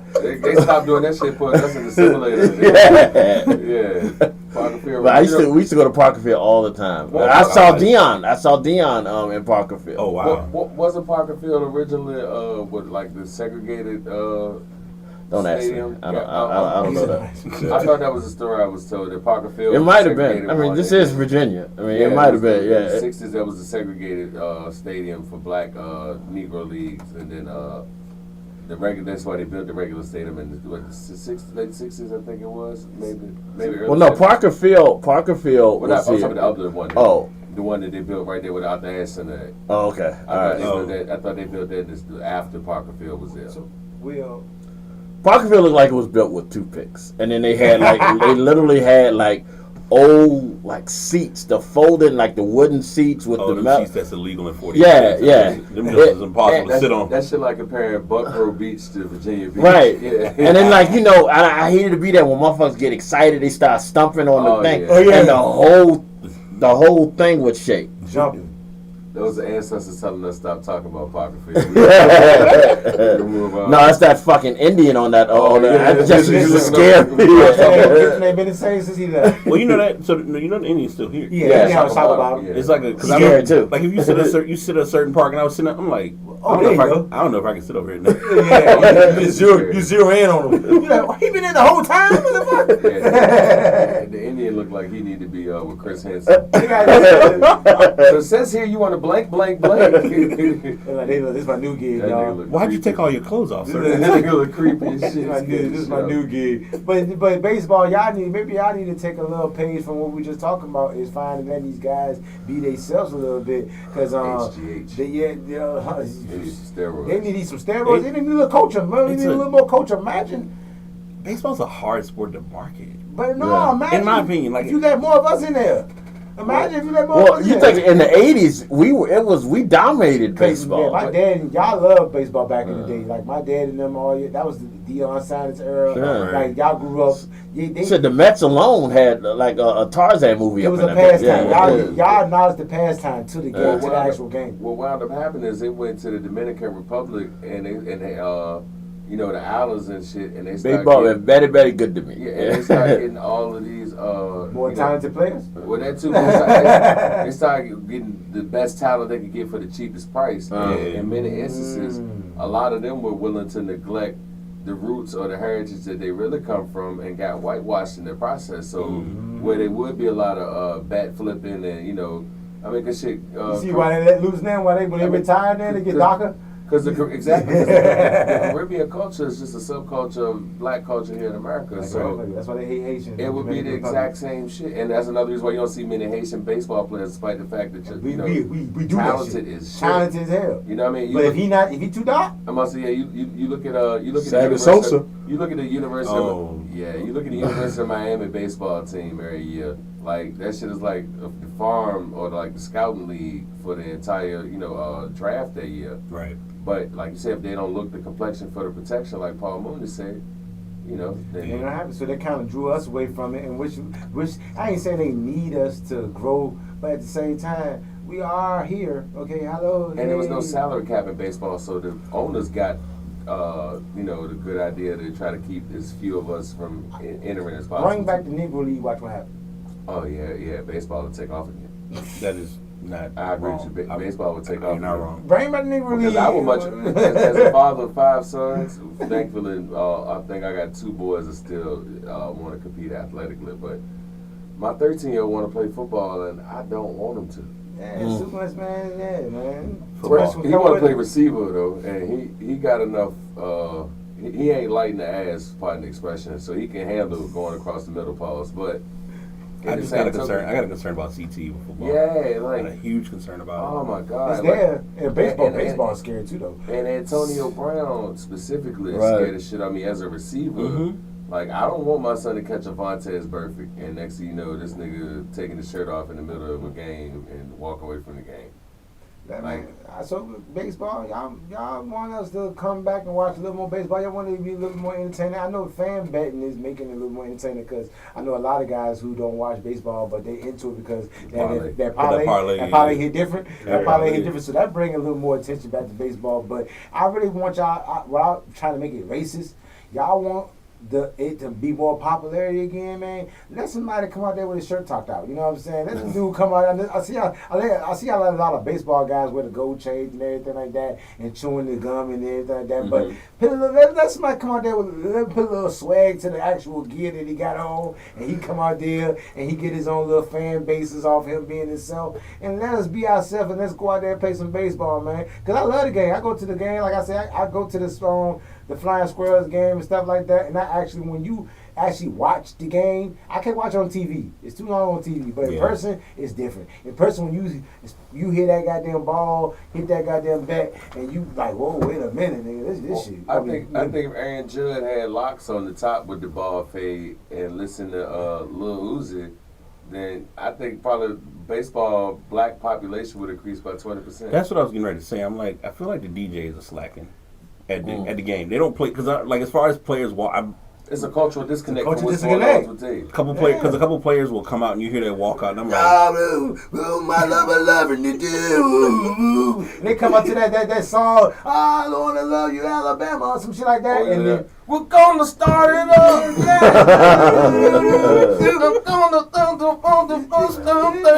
Coming to the bat, coming to the mound. Yeah, you right. You hear the fans clapping all beat shit, they all into it. Imagine coming on to look, if you buck.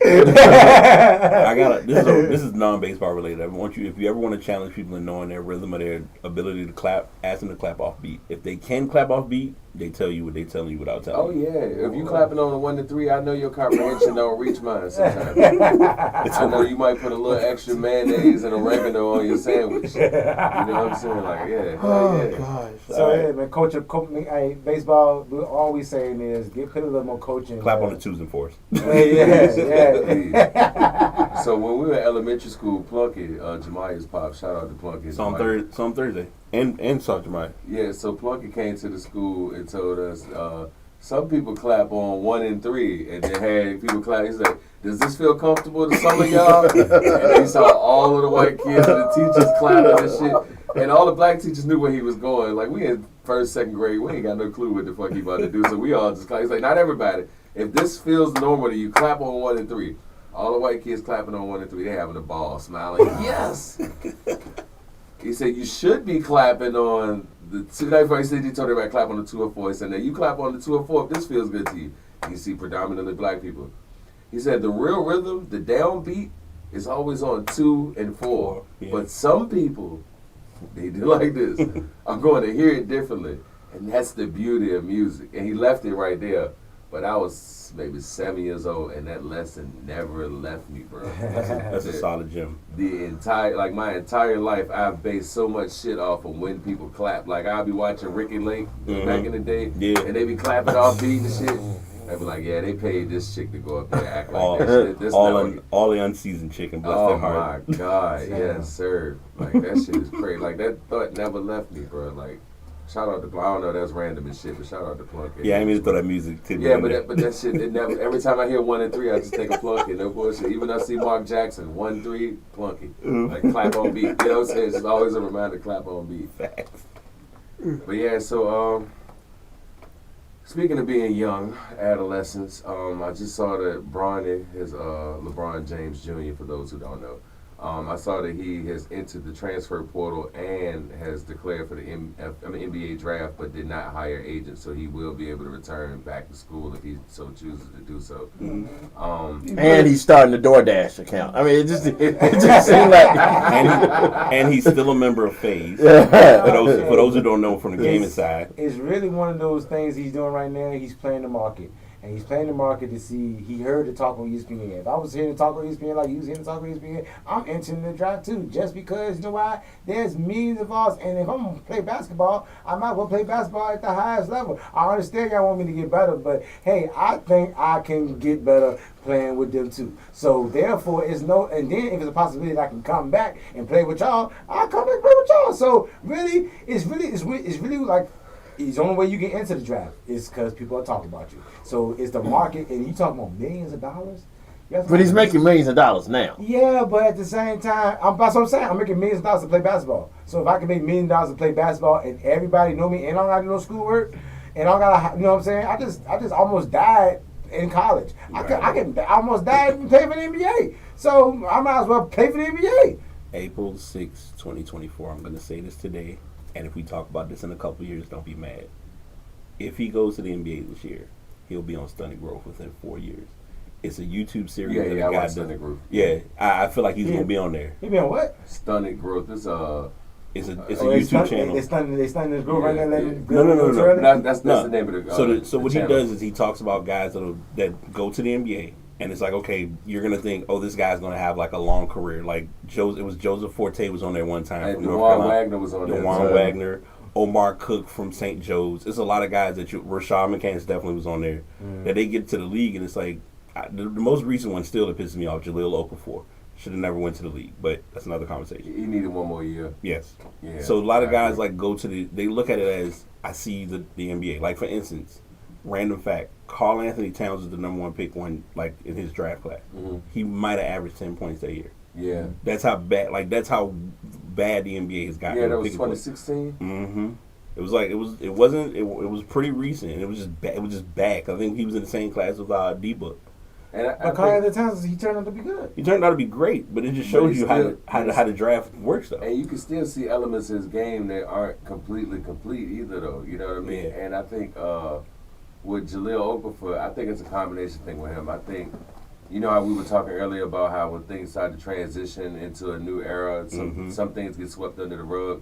Jahlil Okafor had a great back to the basket game. Yes. And the year that Pelicans, they didn't need that. Yeah, but even with Jabari Parker, who came 2 years before him, like their style of play by the time they got to the NBA was outdated because analytics had started to take over, and you saw the emergence of the 3-point shot. So as Golden State won in 14 and 15, by the time those two come through in 2016, the center became almost completely obsolete. Right. And I think that's going to hurt the boy DJ Burns from NC State. Because now with the center is kind of gradually coming back because you need that type of big guy to guard these centers that you got, but you want them to be a little bit more feet movement wise. But these centers are shooting threes. So you want the center to be able to come out to come and guard him. So a person like him, that's why you see those 6'9" guys are becoming those centers now because they need to be able to get out there and guard those 3-point shooters and stuff like that. So somebody like him, he would survive actually being somebody would play small ball with him as their center. Okay. Here's my thought on Bronny, based on what y'all just said.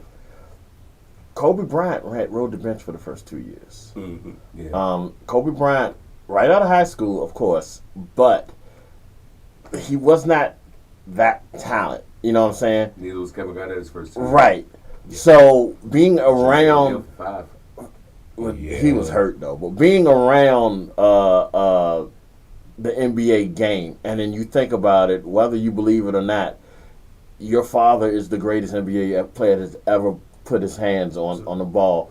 Being around that might be the thing that makes him different from everybody else. Mm-hmm. So I'll give him the benefit of the doubt. My thing is get your money, because you just had that heart situation. Mm-hmm.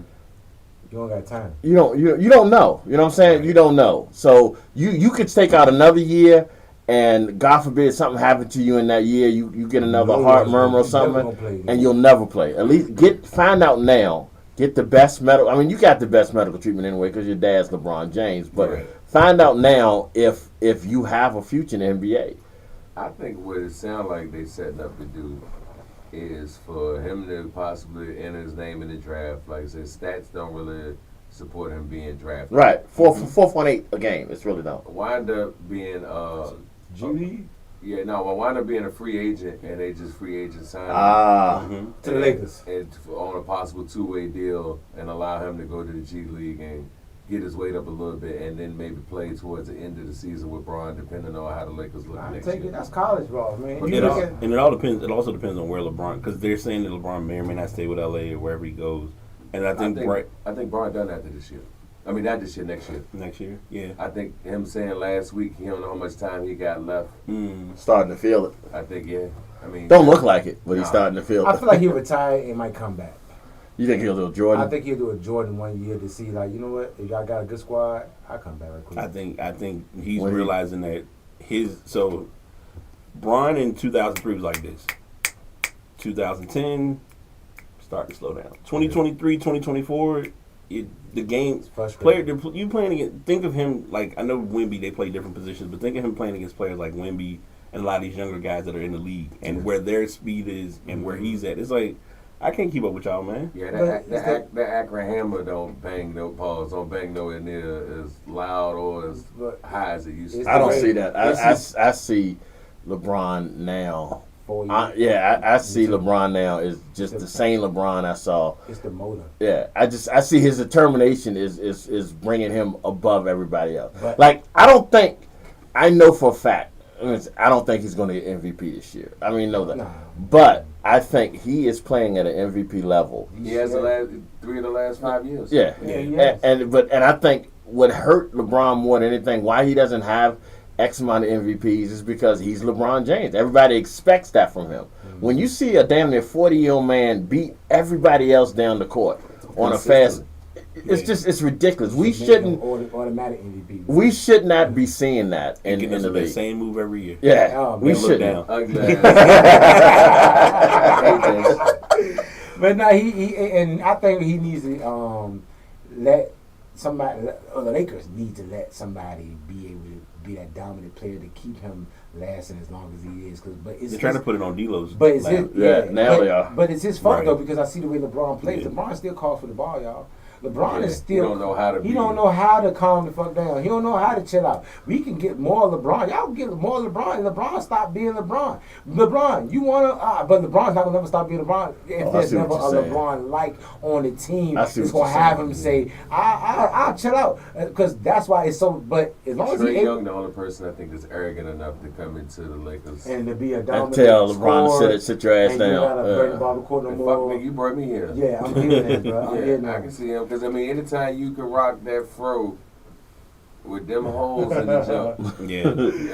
I feel like we're gonna need somebody. It shit like a kitty litter box. It's gonna look terrible. It's gonna need a goddamn dryer. You know, you catch the lint out of the lion head. He just rolled a goddamn his head some super glue. He rolled his head some super glue and just goddamn.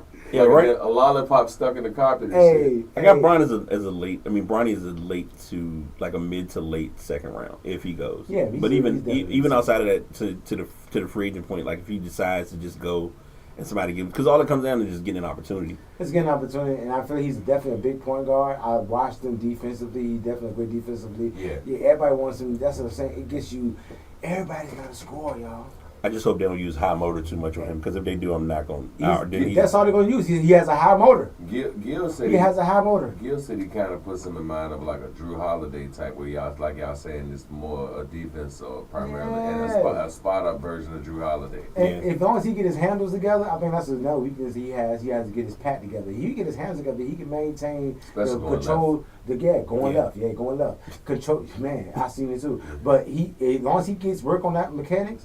Y'all, he can be a point guard that's going to average, 10 points a game, average 10, 6, 10 to 15, 10, 6, and 6. Yeah. Oh, yeah. With 2 steals. Yeah, I can see that. So, and that right there is a great point guard. And then it's a great point guard in the league. He can be a good point guard as long as he's stopping other point guards from averaging 20 points on his head every goddamn game. And he can do that. And see, people want that 27, 7, and 7 from him, but he's not his father. You're not getting that. And that's not fair. And it's unfair. It's really unfair. That's why my kids didn't get to the league, because my kids didn't get to the league because my kids weren't good enough. That youngest one was actually better than Bronny. What's the one that played for UFC? UCF? Yeah, he was better than Bronny. Yeah. He was better than Bronny. I'm sorry. know. He was better than Bronny. I don't know. He had more he had more athleticism than Bronny. He was getting it. Bronny, if he didn't in the era that Bronny in right now, doing what he's doing, y'all, I watched that boy play. So what's that, Jeff? Right? Jeff, that was Jeff. Yeah, Jeff was nasty. Jeff had a little game to him, and he wasn't that. He had that much game to him. That's what I'm saying. He had what Bronny is. He's Bronny. He's Bronny, but a little more better inside game. It's a double-edged sword. It's It's hard to be LeBron James' son and Michael Jordan's son for that matter. Because you get definitely had the I wouldn't same want to be name. either one. yeah. But I ain't say I wouldn't want to be it. I mean, yeah, definitely. Yeah. I would That's want- a check. Standpoint, Yeah, I would, yeah. just the overall everything that come with that. Everything you do for the rest of your life. Yeah. I would much rather be my own person. Yeah, you live under a microscope 24/7.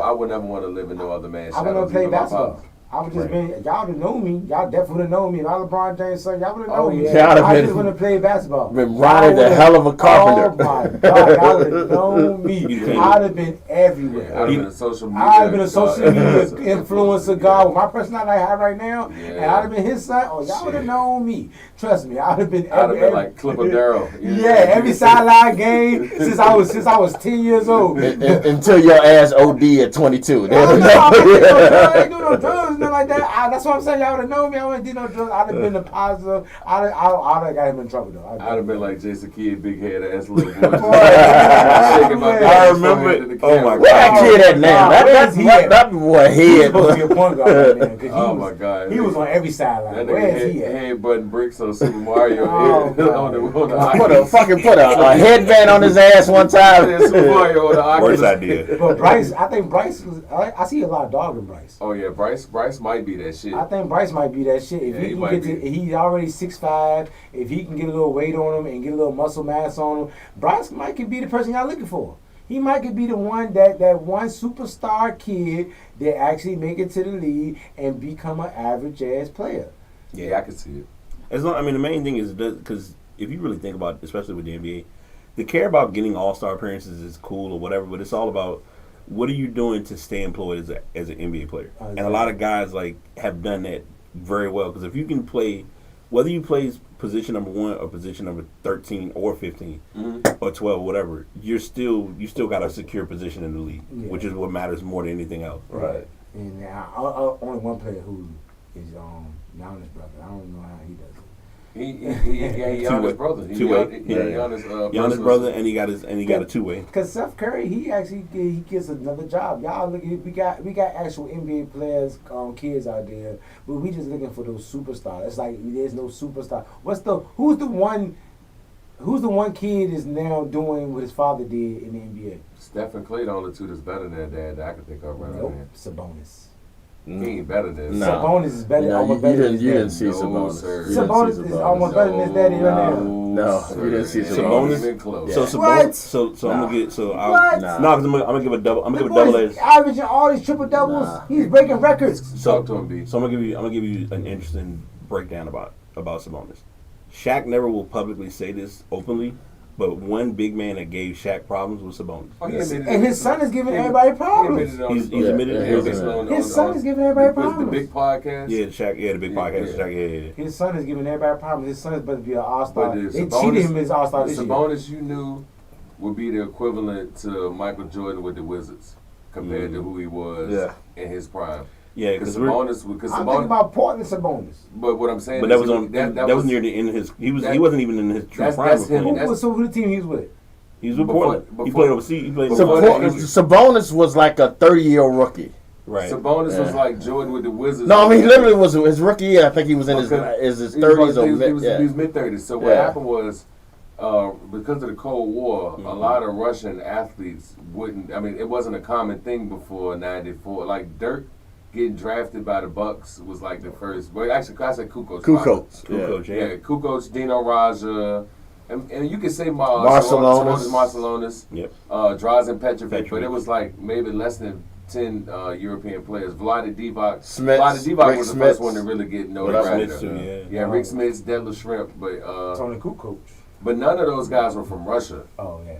And with the Cold War, what have you, you know, it was almost impossible to think that a Russian player would have been a superstar in the NBA. So Sabonis knew better than to come over here based on the way he wasn't going to get fair treatment. So y'all basing Sabonis overseas? I can't base Sabonis overseas. I'm basing on NBA Sabonis. No, but I'm talking about Sabonis overseas. You ever heard the story like Oscar Schmidt from Brazil? Yeah. Sabonis was on that level.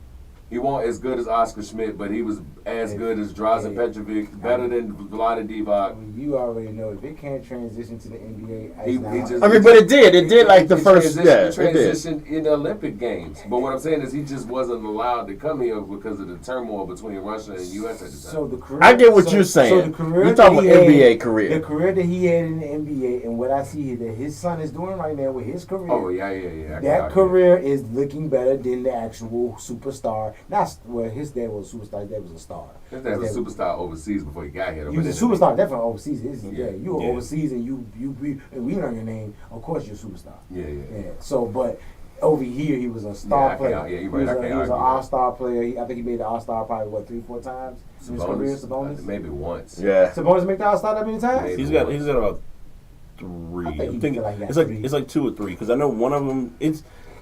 Also, I got a 10. So, that's a separate conversation about all stars. Somebody Google, please, before we leave. Before we leave. I think Sabonis, as a Portland fan, I'm gonna say once. I'm gonna guess once because I don't remember him being on a lot of all-star teams. We're gonna look it up. But his son is definitely averaging a lot of triple doubles in the league. He's breaking records. Man, that boy is a rebound guy. He's definitely a threat. I feel like once he gets to a different team, Sabonis will probably be. I think he'll probably be a threat. I would love him to take him as a Laker.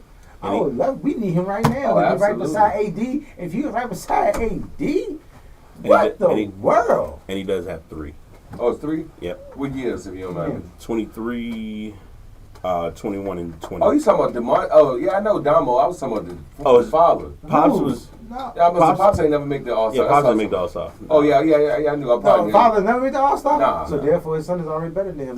Based on the NBA, I can't argue that. Based on what I said, he NBA-wise now, we know legend, but that goes to legend. Everybody got a father. And that's subjective too, though. That's subjective. Yeah, we ain't see it. Yeah, we ain't really see it. Johnny B. Bryant is a legend overseas.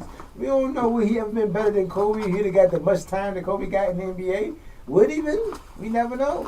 But as far as players right now, this NBA kids, I think Sabonis is probably the only one. Holiday, he's a pretty good kid as far as doing good as talent wise. I think his dad got any rings. No. So he's having a good career. He's having a good career compared to his dad. You gotta look. It's not a lot of NBA people that has a father that was in the league that's making that other than Stephen Curry. Just doing it. We'll make sure we pick up on that next week because, as always, we get to going and forget about the time management, and we like Andy Reid not calling no timeouts. But before our guests get out here, B, any closing words? Let people know where they can find you at, and I'm hoping that this is a recurring theme, man. I absolutely enjoyed every second of you being here today. Absolutely, man. I think I'll say this before I go into my spiel.